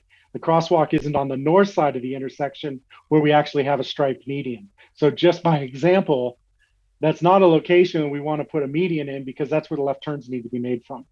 But we could relocate the crosswalk and then do a median on the other side, provided all those other measures I talked about were taken care of. At France and Hendricks, there's left turn movements made in both directions, so there's no measure that we could do there. However, at Chase, it's a one-way street or a one-legged to approach to Napa or to Broadway. Therefore, if the crosswalk were on the appropriate side of the intersection, we could potentially do a median there. Again, not part of this project because there's actually, Caltrans just repaved. we weren't ready to endeavor with an encroachment permit to actually dig into that fresh pavement to place hardscape like we're talking about. We call that curb hardscape. But also we hadn't really endeavored that with council nor the emergency services as to anything that would potentially infringe upon the existing 70-foot right of way. Okay, that's really helpful because I envision Broadway as a, it's you can't say one and done. I mean, there's going to be other things that are going to come up, and it's nice to know sort of what the obstacles are in doing this as we go forward. A lot of people have written with many good suggestions as to how to improve. I mean, there's especially a concern at Andrex and Broadway. And, we need to do more to ensure safety at that intersection because it's a very popular intersection with a very nice restaurant on one side and my hairdresser on the other. So we have to make sure that that this is safe. So thank you so much. Thank you so much. Thank you, Councilmember Lowe. Thank you, Mr. Perry. Really professional. Yeah. If we want to take a class, maybe we need to take 3 days of class for this education. So basically, according to your presentation, I think option B and will be, the sort of curved, and also option A should be straighter and nicer for the bike riders. Is that correct? Because we know any no bow bouts, no any no bullets. So there is a hierarchy to these types of improvements, and I didn't include in there. I forgoed a triangle with the red fearless, the strong and fearless rider at the top, and the enthusiastic people, and like bowling pins. The hierarchy to this is that there are fewer strong and fearless than there are other riders, and there are more riders that are more interested but concerned and want a more protected facility than just a buffered facility. So while the straight line is there, the strong and fearless are going to go in a straight line anyway, and they're not going to take the path of that is more protected because they don't care to be more protected. I think you'll likely hear from some other bike advocates, but the protected is intended to be protected. That's why we are using that term very deliberately as opposed to buffered. And so while the route is more circuitous, it is more protected and therefore is intended, while to what extent you would have more riders, you will have potentially more riders on a protected path than you would a buffered path. All right. And my question is the following. If we switch from the option the B to A, if any in the parking space, we are going to lose, and how many? We don't anticipate losing parking. In fact, we have, potentially an option here in coordinating is to not put the parking ticks in. I designed it that way so that we could have an orderly way to the parking, but it's not anticipated that the parking ticks nor the parking protected would change the number of parking spaces. All right. Yeah. Thank you. And also for safety issue, and last Wednesday, Vice Mayor Barnett also mentioned about the safety issue and the safety and the letters from the police department and the fire department. I'm very sorry. And I didn't give the Vice Mayor Barnett last time, did address, this kind of issue. But can you repeat a little bit, because this is very, very important. Yeah. And I'm sorry, thank you. Mr. Mayor, just let me speak for a second. I think those letters are very important, but they were important in August. Thank you. May I speak? Yeah. Mhm. I agree, but we never asked police and fire back in August. And Right. so Right. I believe actually, and so that's an issue, A. B, I believe Chief Aker is in this meeting and he has some thoughts about these proposals, and perhaps now is the appropriate time for him to address our council. That'd be great. Okay. Yeah. All right. This is also a concern. That is the main concern for the existing option B. And anyway, this is a very practical. The timing issue, the safety issue in the short term and the long term. And then basically, also the Vice Mayor Barnett mentioned about actually existing, on the plan, we still have the bike lanes. So but however, we would look at in August 2nd, 2021, when we approved that project based on reduce travel lanes on the Broadway. And then we provided the two options. So basically, and that kind of the project, it's kind of inherited from the previous, city and the councils. We just inherited from them. So at this point, I would like to also consider, and in some favorable way, from their contribution and to business project. And also, I really want to move forward. And a timing issue, and also we are lucky. So far, temporary the striping on the road, no any traffic or no any accident we heard, but nobody knows. Potentially, maybe tomorrow, maybe the next week. So and also Bob just mentioned, he is very practical. He just said we want to switch from the option B to the option A. So at this point, I would like to support, the Councilmember Felder, and see we can get it together and move forward and solve this issue. If really the people don't like this option A, and then later on, we open another meeting, maybe next year, maybe 2 years later. Actually, for this kind of big project, according to my experience, we should have some experimental time. For example, 3 months or 6 months, just to try it. But right now, we don't have this kind of plan. And whether right now is in favor of us and Caltrans independent contractors, they can move forward. So because if we were discussing more options, this meeting will not be closed. So I want to support Councilmember Felder and the option A as our reconsideration. I think it's the time of, Mr. Toy. Yes, sorry to interrupt, Mr. Mayor. My suggestion right now, rather to go into discussion and comments, is I believe perhaps you're kind of into the meeting 3 hours, maybe have Chief Aker offer his comments because there was a question. I do have a response to Vice Mayor Barnett, his question related to the August, what meeting was that? August 2nd meeting, I think, related to the options. And then I would suggest, unless there's any additional questions, that you go ahead and open it up to public comment. And then you can close public comment and go into your deliberations. All right. Okay.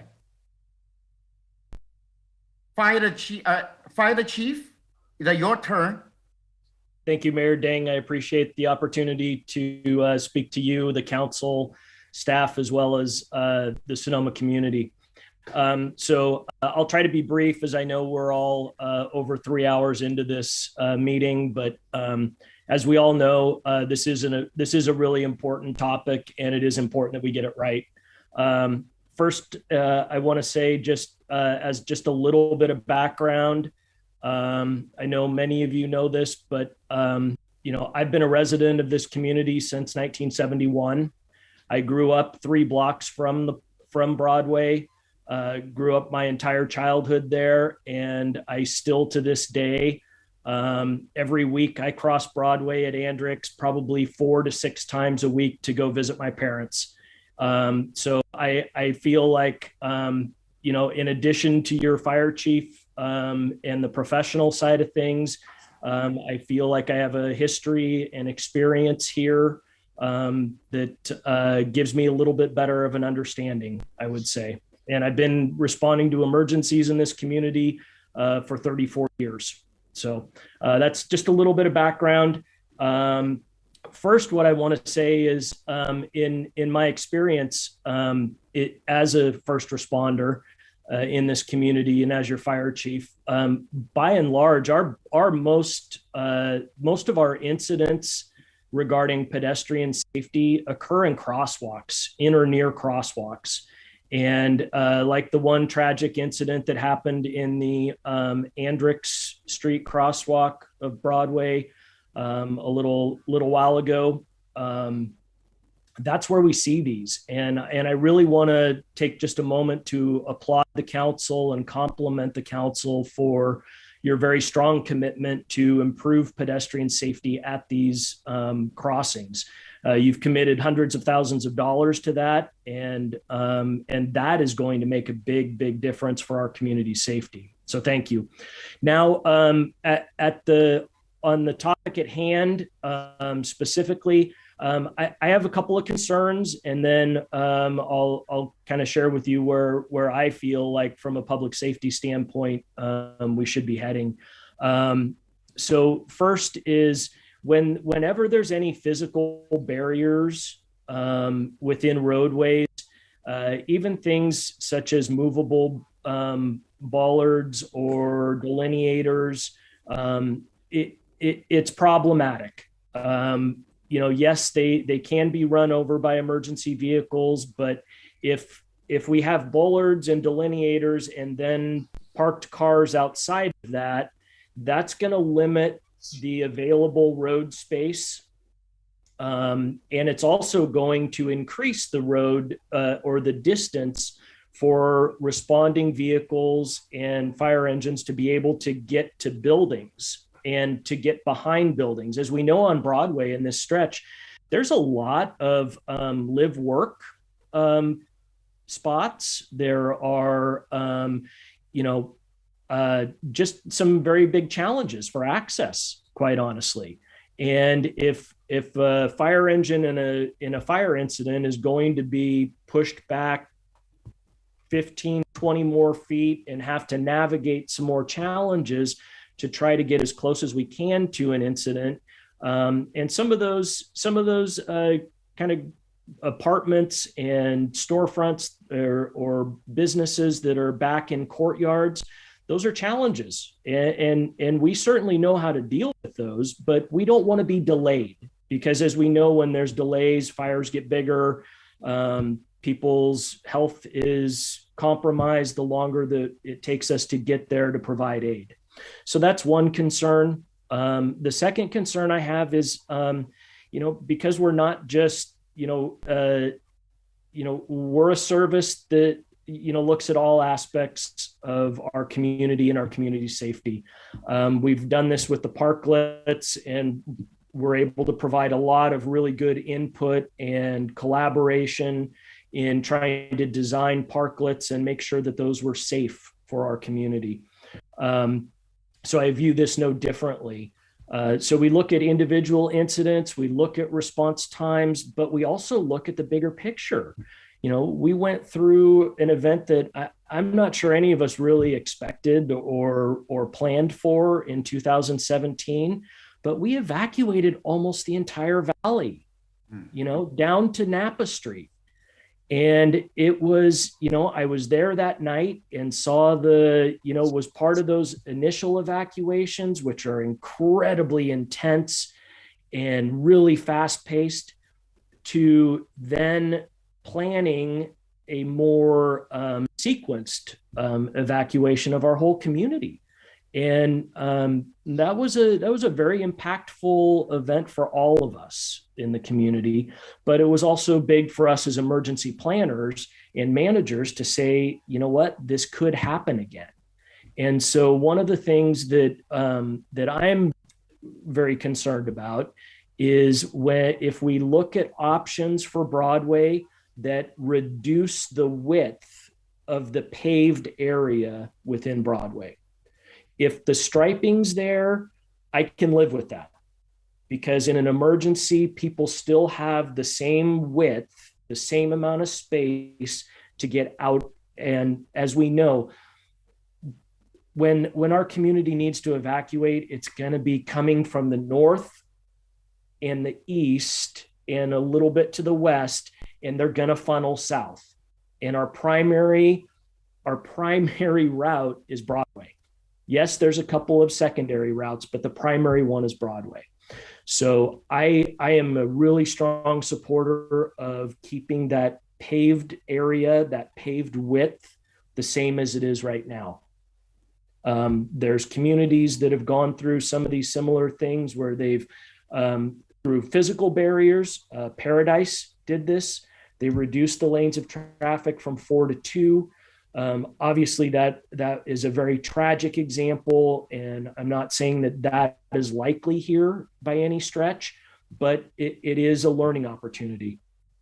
And so I think the last thing I would say, and this goes a little bit less on the big picture, but a little bit more on the smaller, is, you know, I am also concerned with any of these, and I don't know if Mr. Penry had looked at this with the engineering, but, you know, again, having grown up and lived here, you know, I'm concerned that if traffic does back up on Broadway, that we're going to see spillover to streets like 2nd Street East, 2nd Street West, 1st Street West.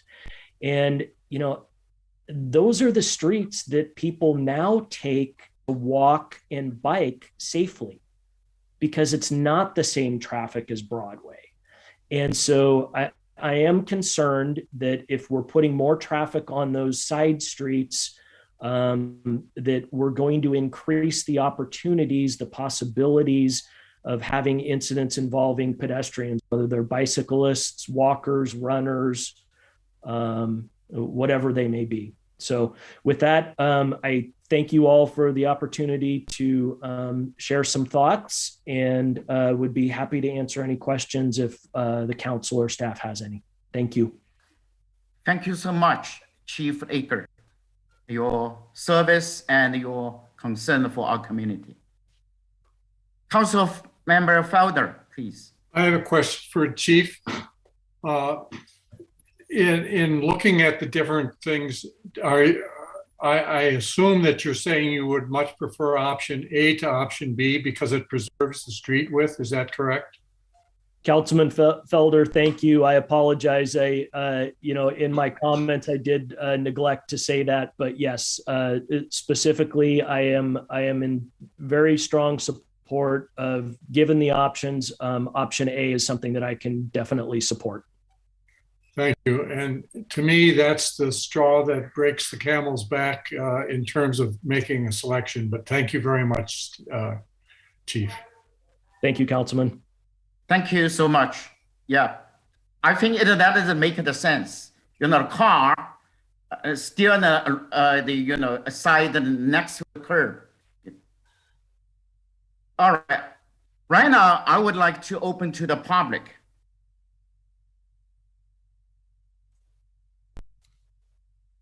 Okay, Mayor, it looks like we'll be starting with Matt Metzler. All right.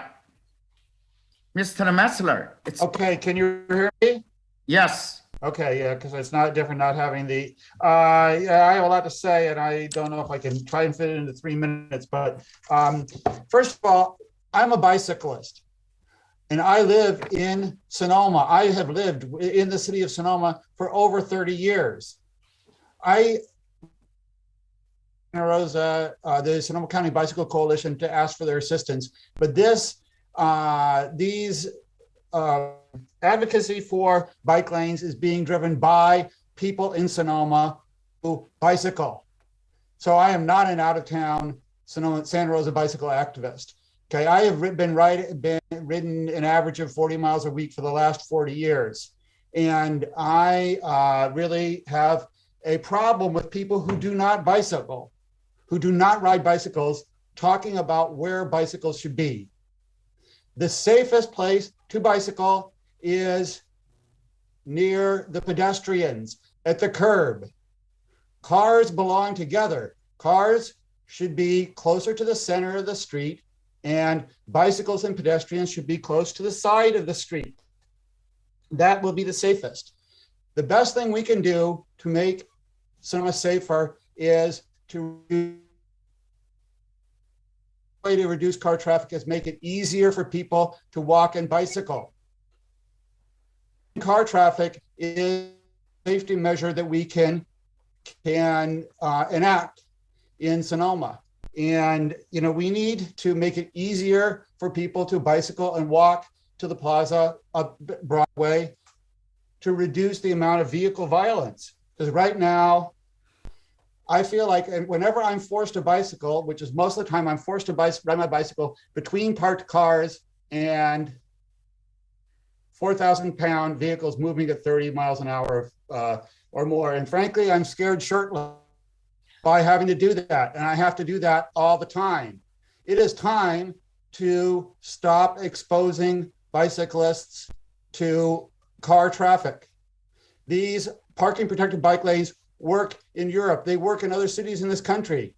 Sonoma, we need the city council to exercise leadership on this issue. Regarding the emergency services, the police and fire department has been opposed to all traffic calming measures that have been proposed because they make their response time slower. The best way to make the best way to avoid that is to avoid vehicle violence by making it easier to not have to drive. And if we really want to make it easier to have better emergency vehicle access, maybe we should just build a freeway on Highway 12. That was proposed back in the 50s and 60s. There was supposed to be a freeway that went from Highway 37 to Highway 12 through Sonoma Valley. Is that what we want? We cannot have good pedestrian bicycle access and good emergency and unlimited emergency vehicle access. So emergency vehicle access is not the issue. Anyway, please listen to the bicyclists. I bicycle, and it needs to be safer, and we need to get bicycles off the sidewalk and next to the curb. I shouldn't have to negotiate. Parked cars should not have to cross the bike lane to get to the curb. Parked cars should be parking next to the traffic lane because that's where the cars are. Thank you very much. Thank you, Mr. Metzler. Next, we have Scott Durkee. Hi, Mr. Ducky. Yes, hi, how are you? Thank you, Mr. Mayor. Yes, I also have a comment in regards to the Santa Rosa issue, and that the people who are talking tonight in particular are residents of the Sonoma Valley like myself, or residents of the city of Sonoma. And beyond that, we are taxpayers of the state of California. I have 3 vehicles. We pay taxes, pay property taxes, we pay gas taxes, we pay all kinds of taxes to have our roadways built by the state of California. And whether I lived in Santa Rosa or Long Beach, I would have the same involvement, okay? But I live just outside, right across the creek from Staples, okay? So I live in the Sonoma Valley. We ride, like as Matt referred, I ride with Matt. And so the outside group thing really is not fair to say. Okay, that's one. 2 is, according to the information in the agenda, there are only 2 options, A and B. There is no existing option, as has been alluded to. In the existing drawing, there is no bike lane, okay, from what I could see from the information. And so you're looking at a choice between the separated bike lanes with the bollard, or whether you can negotiate the bollard out of the design through Caltrans. That appears to be an option, or the buffered bike lanes. There's no third choice as far as I can see in the documents. Okay, and otherwise, as I stated earlier, if it did come down, if you do go forward with this and you get to a place where you're going to make a change, and talking to others, like my wife, for example, because she would prefer option A. And I know several people that I know in the business community have discussed it, and they would, well, they have all kinds of different views, but I think if it came to it, they would prefer option A as well. If it was going to be a choice between A and B, which I believe there is a choice between A and B at this point. And so that's really all I have to say. Thank you for your time. Thank you so much, Mr. Durkee. Next, we have Thomas. Hi, Thomas. Yes. Your turn. Hello, yes, can you hear me? Yes. Great, thank you. Well, I wanted to say, Mr. Penry has given you a very thorough discussion, and it's very challenging to do that kind of discussion, this in-depth discussion for you. Oh, sorry. Good, because I had earphones and I couldn't hear you. Mr. Penry has given you a very in-depth analysis of this. Is very difficult, and I just would thank him on all of that. There is one question, and I don't know whether they were in slightly different cross-section positions or not, but it appears that the width of the roadway is different for the buffered bike lane and the protected bike lane. So the width of the overall roadway appears to be 82 for the buffered and 86 for the protected. I'm not sure why that is. I'm looking at the lanes 10, 7, 6, and the gutter 2 is 25. On both sides is 50, and 36 in the middle is 86. And on the buffered, it's 3, 6, 9, and 5, or 23, or 46 from both sides, and 36 in the middle is 82. So I think that should be resolved. I note that the protection lane of 7 feet from the cross section seems to be very significant. I think that has the bollard. Now, there's a question of bollards. Bollards typically are called out as concrete, or they're steel with concrete filled bollards there to protect against any eventuality of crossing those lines.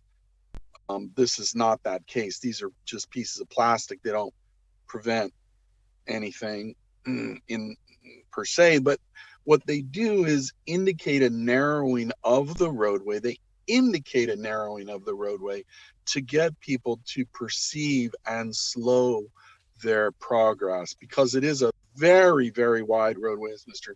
Penry mentioned. 86 feet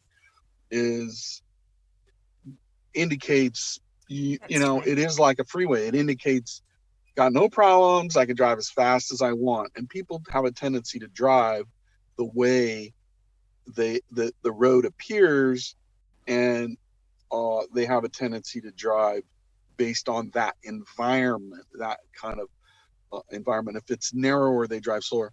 I would point out to the fire chief that Hi, Thomas. Yes. Time, yeah. 5 seconds if you want to speed up. I think he's already out. Next one. Sorry about that. This is Wendy. I'm jumped the gun and muted him too soon. Wendy.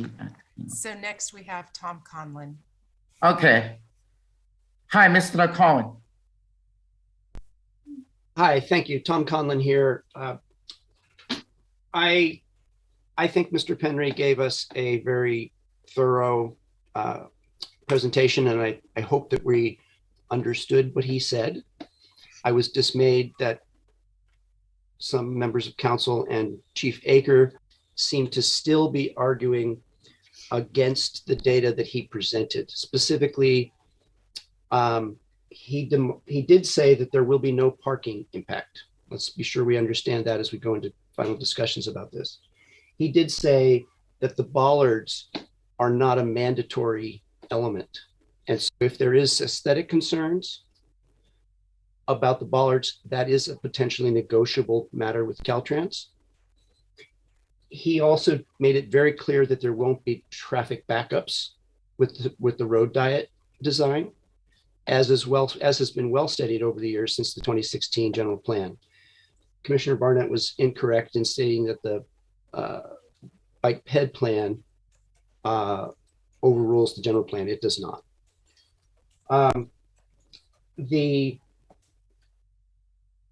To some of the commissioners' concerns about making the pedestrian routes more safe, and Baker raised this as well, that most problems happen with the pedestrians.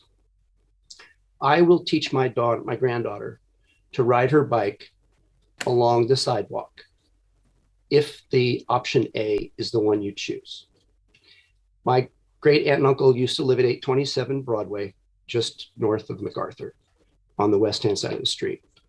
But I would prefer, with her training wheels on, she's only 5 months old, I'm projecting this into the future, but I will teach her not to go so close to where the cars are crossing over the bike lane when she's at that young age. She's not likely to run anybody over with her training wheels on. I will teach her to ride in the the buffered lane, option A, if you in fact choose that today, at a later age. And I will be able to survive it and be comfortable in it myself as an experienced cyclist. But I wish Traffic Engineer Penry had shown you the pyramid graph, the hierarchy of traffic stress graph, because if you choose option A, many people will still not ride because they are scared of the cars that will be crossing that lane regularly. And so you have it in front of you tonight. You can make a decision tonight. I hope you will be listening to the engineer in his recommendations. So thank you for your consideration. Thank you, Mr. Khan. Next, we have Claire Salat. Hi, Ms. Salat, that is your turn. Thank you. First, I would like to thank Councilmember Lowe for her very, very wise and astute comments with regards to the errors in procedure that we all dealt with on Wednesday, and her wisdom in recognizing that this is not a single event that will never be revisited, that we have to be open to this change and changes that will be coming in the future, whether they be the basis of regulation changes, such as those we heard of tonight in terms of the required width of paint lines, to other changes that Caltrans and other state players enact that we as a city don't have any say in. Secondly, I'd like to thank Council Member Agramonte for her constant reminder that this is about the safety of pedestrians, bicyclists, and cars. And speaking to that, I want to address something that I think was set up tonight that I've heard many times, and I'm actually quite offended. I am not a bike rider. I am a pedestrian, and I share many of the same concerns as bike riders. We share the same concern that we want to get bicyclists off the sidewalks. We share the same concern about the climate and environment. And we share the same concern about this council picking a plan that actually will be used. The reality, as many of the other commentators have said, is that if you build it, it needs to be used. And what I'm hearing over and over again is that the primary community of bicyclists that we want to get off the sidewalks will use Plan B, but they will not use Plan A. Finally, I think it's really important that while I respect and appreciate all the work that the fire chief is doing, the reality is making Broadway safer will reduce the number of incidents that the fire department and other emergency responders have to contend with. So that needs to be balanced with the concern about the fire engines potentially being 6 feet further away from structures that they're attending to on Broadway. So thank you again for your time. I hope tonight you will be able to come to consensus and make a decision. I hope it will be Plan B. But what I am terrified about is that you will wind up with a standoff with a 2-2 vote and an abstention, and we will be left again waiting for a resolution while we have an extremely unsafe street marked only with stickers and traffic signals that are not operating properly. Thank you, Ms. Salat. Next, we have Harvey. Hi, Mr. Harvey, that's your turn. Hello, thank you for the opportunity to talk to you again. I'm hoping you'll stick with Plan B. I was very upset with you for opening this up for discussion, afraid that it would go the way Councilman Kelsel wanted to go, which is basically with the existing plan as it is with 4 lanes, etc. And I am totally against that, and hopefully you don't go that route. Either Plan A or Plan B would be functional and would be an improvement to what we have now, but Plan B would, I think, like a lot of people have spoken to, will allow the, like the little chart of the different level of cyclists, which I'm one of the Lycra, supposedly fearless, but I don't think I don't feel fearless when I'm out in traffic. And I would not ride in the traffic lane if there's a bike lane. I would absolutely use a bike lane. So I don't know, the comment before, it just didn't make sense to me. Another issue the fire chief brought up was the emergency vehicles. And I understood from the gentleman who gave the whole, showed us all the graphs, etc., that there is room with Plan B for emergency vehicles to go to the curb, that they made it wide enough so that they could be in between the parked cars and the curb if they needed to get to houses that were, so that he wouldn't be 6 feet or whatever away from where they wanted to go. And again, with the ballards or not the ballards, they can drive over them and they would be fine. And as far as riding on the sidewalks, I am not just a cyclist. I'm a pedestrian. I walk all over town. I drive all over town. So I'm like Agramonte, Councilwoman Agramonte says, we're really talking about safety for all.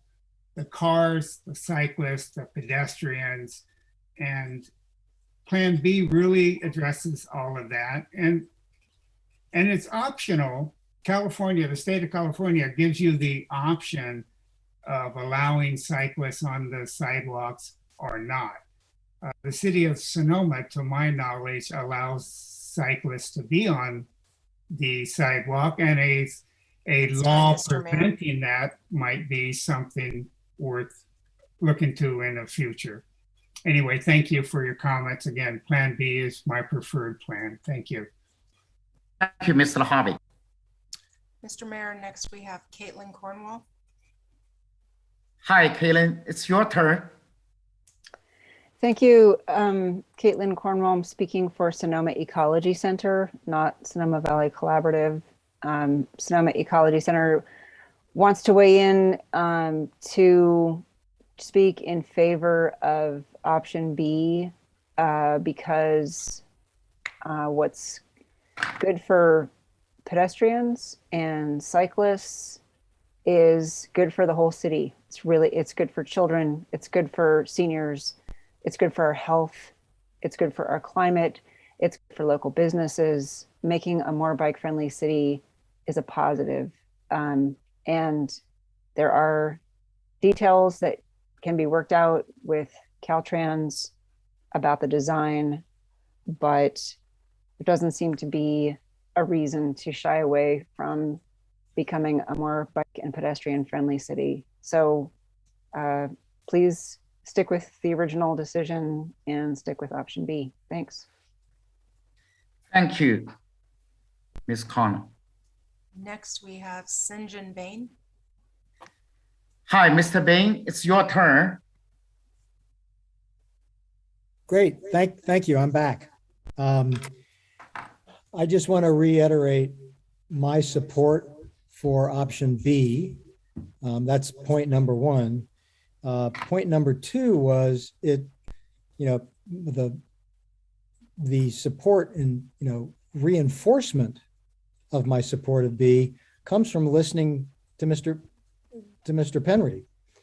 And, in his explanation and his articulation, it's clear that B is the safest option on all fronts.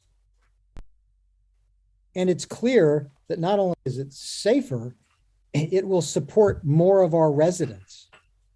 I'm not going to take my grandkids to ride on option A. Never happened.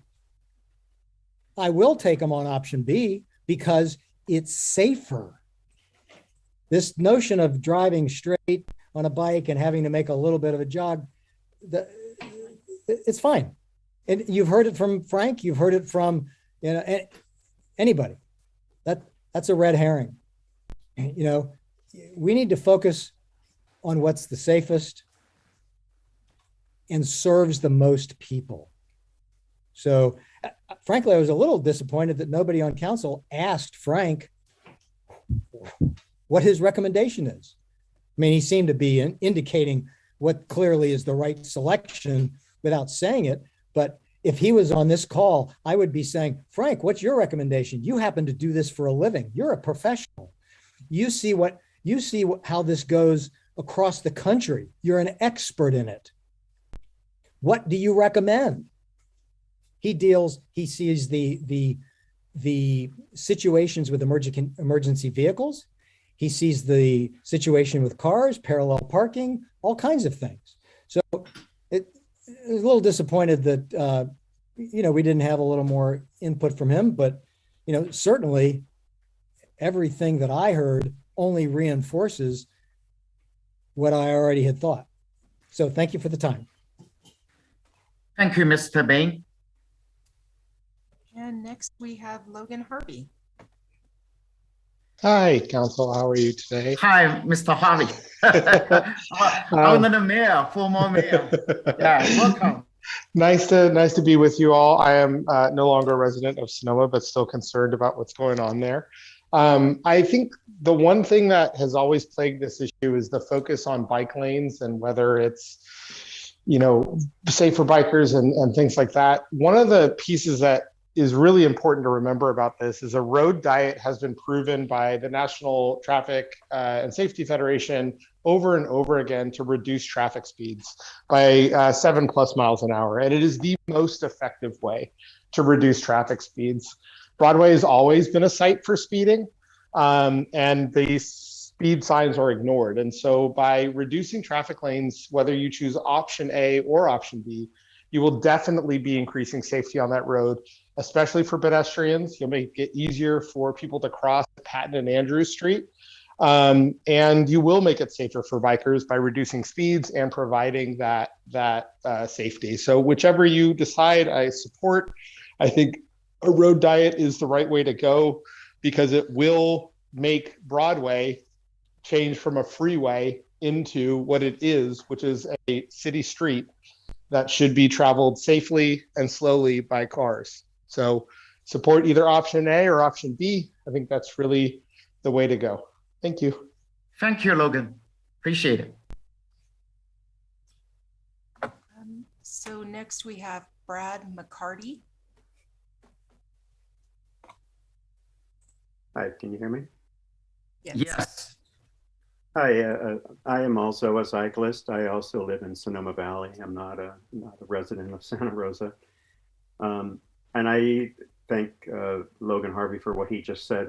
To remind people that this came back in August, not as a bike infrastructure project. It came back as a pedestrian safety project, and it came back as a road diet in order to decrease speeds and increase pedestrian safety. Secondarily, with the now space that was gained because of the road diet, then it became an opportunity to say, which do we want to put in bike lanes, because it was part of the Sonoma circulation plan. And so then it became a discussion of option A or option B. But this project is not being driven by cyclists. It's being driven by safety on Broadway and reducing road speed. I believe the circulation plan, also referred to today, also is trying to encourage cycling, as secondarily encourage cycling in the city of Sonoma. The average trip length in Sonoma is a car vehicle trip length is 5 miles. So definitely some of that would be offloaded by cycling. If more people, the more timid people, would be able to have confidence riding on the street. And option B is the option that does that. If the city of Sonoma wants to encourage cycling, the option B is the one that does that. You heard today, younger people and inexperienced cyclists aren't going to use option A, but younger people and inexperienced cyclists are still going to be riding on the sidewalk. And so if you want to get them off the sidewalk, you got to get those less confident people an opportunity to feel safe, and that's option B. And I think you should, if you don't like the bollards as an aesthetic thing, you should work to have the bollards removed. I think the fire chief's concern about the parked cars, I feel it's a bit of a red herring and to cause some fear. There still will be 3 12-foot wide, which are much wider than normal lanes. There will still be 3 of those, which is most of the rest, which is way more than most of the rest of the valley from an evacuation point of view. So I don't think that's a real issue, and the bollards can be run over by any vehicle. So I would like you to stick with option B. I think it's the better option for encouraging cycling, as long as you do the road diet also. That's all. Thank you so much, Mr. McCarthy. Mayor Dean, no one appears to be raising their hand. We might make a last call for, well, there is one other person, Matthew Aslan. All right. Hi there. Matthew, that is your turn. Hi. I spoke earlier. I just want to again say that option B really does have it all for us. It is going to increase the pedestrian safety. It's going to encourage people that are riding on the sidewalks, basically large and young members of the society, to move over into that protected lane when people are walking on the sidewalks. Again, we were given this beautiful paved road. A lot more traffic is going to be going on it with skating, bicycling. We need to have the protected lane. The best thing about that is that the businesses now have this extra 10 feet or so off of the curb, where there's this freedom in design to explore these areas now, instead of having a metal car there. The final thing is that we can do it right now. Caltrans is ready to go. Let's not change our minds at the last second here. This is something that is good all the way around for Sonoma. Thank you very much. Thank you so much, Mr. Aslan. We have Eris Weaver.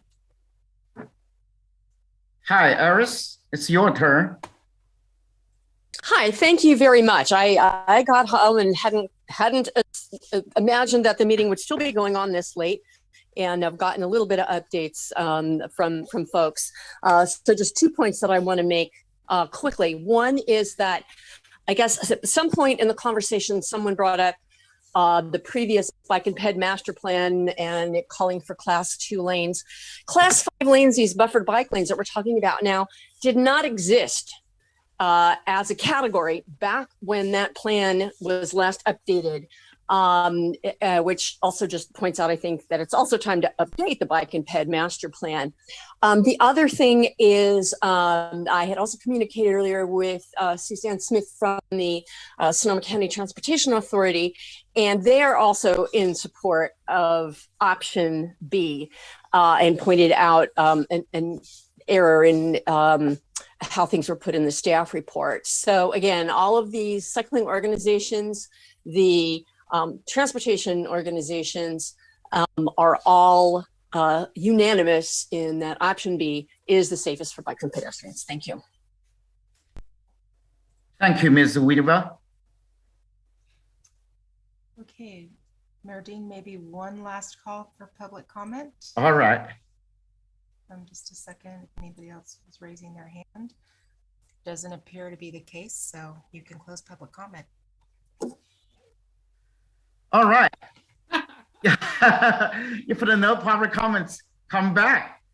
And any additional comments or discussing? Otherwise, we will try to make a decision. Am I right, Mr. Toya? Sorry, Mr. Mayor, it looks like Vice Mayor Barnett had. Okay, Vice Mayor question. Barnett, please. Yes, thank you, Mayor Ding. I just wanted to introduce something into the conversation. During public comment, I mean, obviously, I assume the assumption underlying the traffic engineer's analysis, and then almost every bike activist we've heard speak support option B. They say that they feel safer in a parking protected bike lane. And it got me thinking, and I started doing some research. And there was a study by the Institute for Highway Safety back in 2019. And it basically says some protected bike lanes leave cyclists vulnerable to injury. And what it says is bike lanes separated from the roadway by physical barriers make cyclists feel safer, which I think we all heard tonight. They feel safer, but many of them have a high risk of injury for the bicyclists. And again, this was a study. The Institute for Highway Safety collaborated with George Washington University, Oregon Health and Science University, and New York University. And I'm just going to read just a few things out of this, and everyone can Google this if you'd like. But basically, compared with a major road with no bike infrastructure, the risk of a crash or fall was much lower on two-way protected bike lanes on bridges or raised from the roadway, which the traffic engineer mentioned, like sort of our bike path, which is not proposed here. In contrast, the risk of a crash or fall on a two-way protected bike lane at street level was much higher than that of a major road, but that is not what is proposed here because it's not two-way. But what is proposed? One-way protected bike lanes differed little from major roads in terms of injury risk, which is what's being proposed here. And so what I would posit, what this study says, is one-way protected bike lanes in terms of risk and injury to the bicyclist from this study is no different than whether it's a buffered bike lane in option A or a protected bike lane in option B. Thank you, Vice Mayor Barnett. Councilmember Agramonte, do you have any another points you want? No, I'm very pleased with everything this evening, and I just wanted to thank Bob Felder. You brought bright lights to dark corners by asking for this, Bob. So I appreciate it. Mr. Toy, right now is the time we make the motion, or I think Bob was speaking. Bob is. I was going to ask permission to speak. Mr. Water, you're the city attorney. Do you have any advice at this time? Do you think it's a good time for us to make a motion, and if anything we need to do to be compliant, everything for sure? It's certainly up to the council's discretion, but it certainly has the legal authority to make a motion and take action on the items that are before you. All right. So I think Bob wants to speak, Jack. Well, I would, if I have permission from the mayor, I would like to make that motion. All right. Could you please prepare your motion? Restate, yeah. Oh, I'll restate it. I would like to make a motion to select option A and adopt a resolution requesting California State Department of Transportation to restripe Broadway to improve pedestrian safety and appropriate funds for striping revisions between MacArthur Street and Napa Street, and authorizing the city manager to execute all necessary agreements and documents with Caltrans for the restriping project. I second. Any further discussion, or we just roll call? City manager, Mr. Toya. Hi, Mr. Mayor. I believe Councilmember Lowe has a question or comment. Thank All you. right. Thank you. Now that there's a motion on the floor to make a comment, I just want to thank everybody that came for the last couple days, and I've listened intently to your comments and your emails. And I when this first came up and I was not on the council, I wasn't terribly in favor of Plan B. I preferred Plan A, mainly because I felt like it was difficult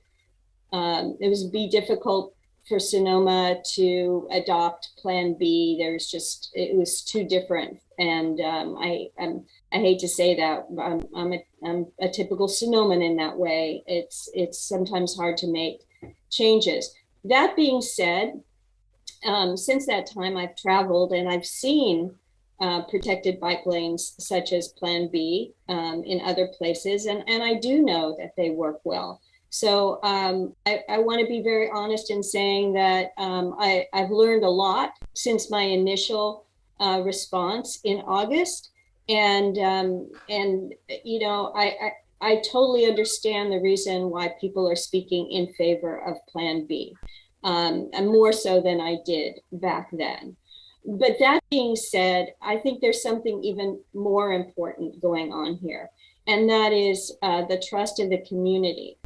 And I think that I'm going to support Mr. Felder's motion, and I would urge my fellow council members to do so, because I think that coming forward with a unanimous motion at this point, especially considering the disruptions that have happened this week, would be a very good first step to bring back some confidence in this council and to work collaboratively as a team.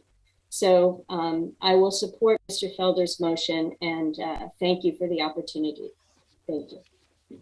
Thank you so much, Councilmember Lowe. You represent what I'm thinking. Any other comments? No, but I will vote. Is that all right? Good? So I really appreciate it. So that again, also during the past couple of the weeks, we are working so hard. I very much appreciate it. And out of the staff, the city manager, Mr. Toy, Mr. Water, during this difficult time, support us, clarified everything. Oh, of course, Mr. Penry as well. And also all staffs and all the Sonoma cities and Sonoma Valley's residents, they are looking at us. So they have very good expectation. I believe today's motion, maybe some people still not satisfied, but this is so-called democracy. You know, we need to move forward. So when you don't feel very good thinking somebody else, if you are in somebody else's shoe, what are you thinking? So now, if you respect the people 1 inch, other party will respect you 1 feet. That is my philosophy. So my hope and wish for our Sonoma is harmony is important, because we are in the same community. We understand each other. We can find more common grounds and move forward. Roll, please. Councilmember, Councilmember Felder. Can I? Oh, well, sorry about that. Can I? Yeah. Yes. I'd just like to Vice offer, Mayor. before we vote, I would just like to offer a few comments. I do want to thank Councilman Felder for bringing this forward at this late date. I think it's very important. And he did not have to do that, but I think this is going to improve Broadway. And so I really want to appreciate what he did here. It sounds like option A will probably pass tonight. I do think that is an improvement from option B. My issues and concerns with this were always about the process. I think from start to finish, I mean, I guess this is the best we can do, but the process here has been a disaster.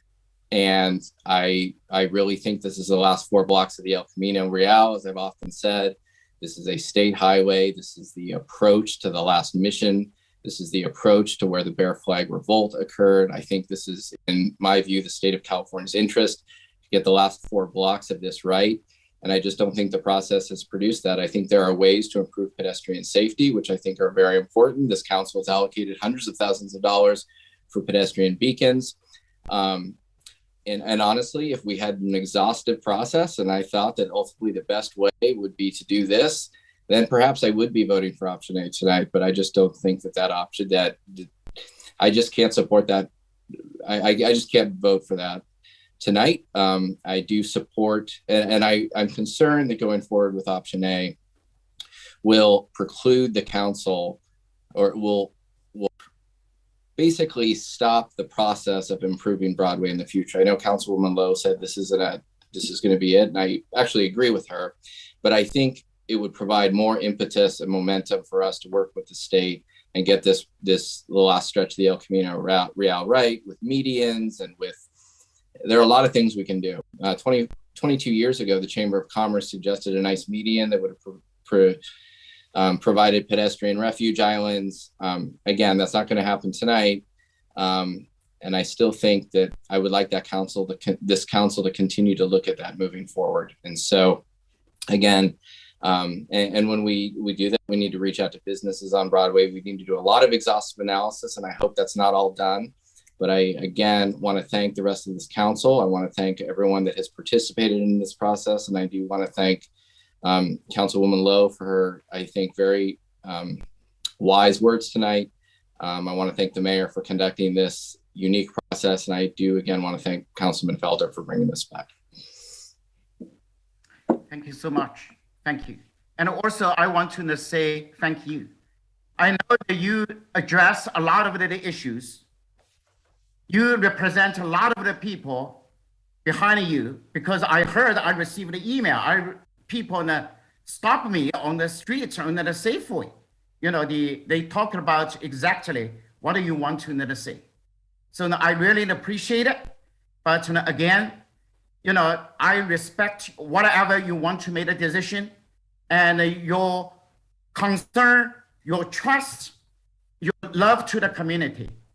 I think it's more than just only in one vote tonight. Whatever you vote, yes or no, you are the best council member in our team. Anybody else want to? Well, I guess I have to vote. I don't have glory for everybody. I'm just really pleased. Thank you again, Bob. Somebody had to do this. As we said, we should have done it in August. Because I was ready. I had everything numbered when Mr. Penry talked. So I was totally prepared for this. And you know what? I will not support this because I believe in the safety for pedestrians, for bicyclists and drivers. And that's how I feel. This is how I came into this. I haven't ridden a bike in maybe 50 years, and that's okay. But I still think it's important that there's another voice that's being heard here. And I appreciate how hard we've all worked. So thank you. I appreciate your hard work. Thank you, everyone.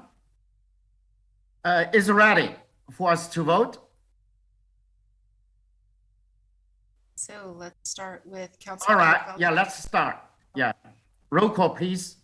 Councilmember Felder, Yes. Councilmember Lowe, Aye. Councilmember Agramonte, No. Vice Mayor Barnett, No. Mayor Dean. Yes. Thank you. So the motion carries 3-2. Can we say good night? The only thing, Garrett, could you please tell everybody is, I mean, these long lines, it has to do with the traffic lights. Is there a way that something Sarah could say to everybody, be patient, it'll change soon? We're all sitting in long lines because of the traffic lights. I think it was referred to as the traffic signal plan. That's all. We can do All that. right. We'll convey Yes. that to Caltrans when we convey the council's decision. Not a lot of swearing. No more swearing about being in a line. Thank you. Is this it, Thank you. Mayor? And if any other item that you want to say or from the city manager, Mr. Choi, and the water, if anything we can say. Thank you so much. This is the Friday evening. That's a valuable time. Everybody is working hard. Oh, I'm sorry, I thought you were. No, I would announce, Do we have to make a motion to adjourn or? yes, I want to now make a motion to adjourn. Just have to. All right, well, I just want to, again, thank you, Mayor Dang, for doing a great job the last 2 meetings, and I'm going to make a motion to adjourn. Second. Thank you so much. All right. Waiting. Roll call. And again, tomorrow Debatable. we have the event and the plaza. Yeah. Oh, what time again? Remind you. 2 o'clock. Okie dokie. Thank you. Yeah, 2 o'clock. Bye. Bye.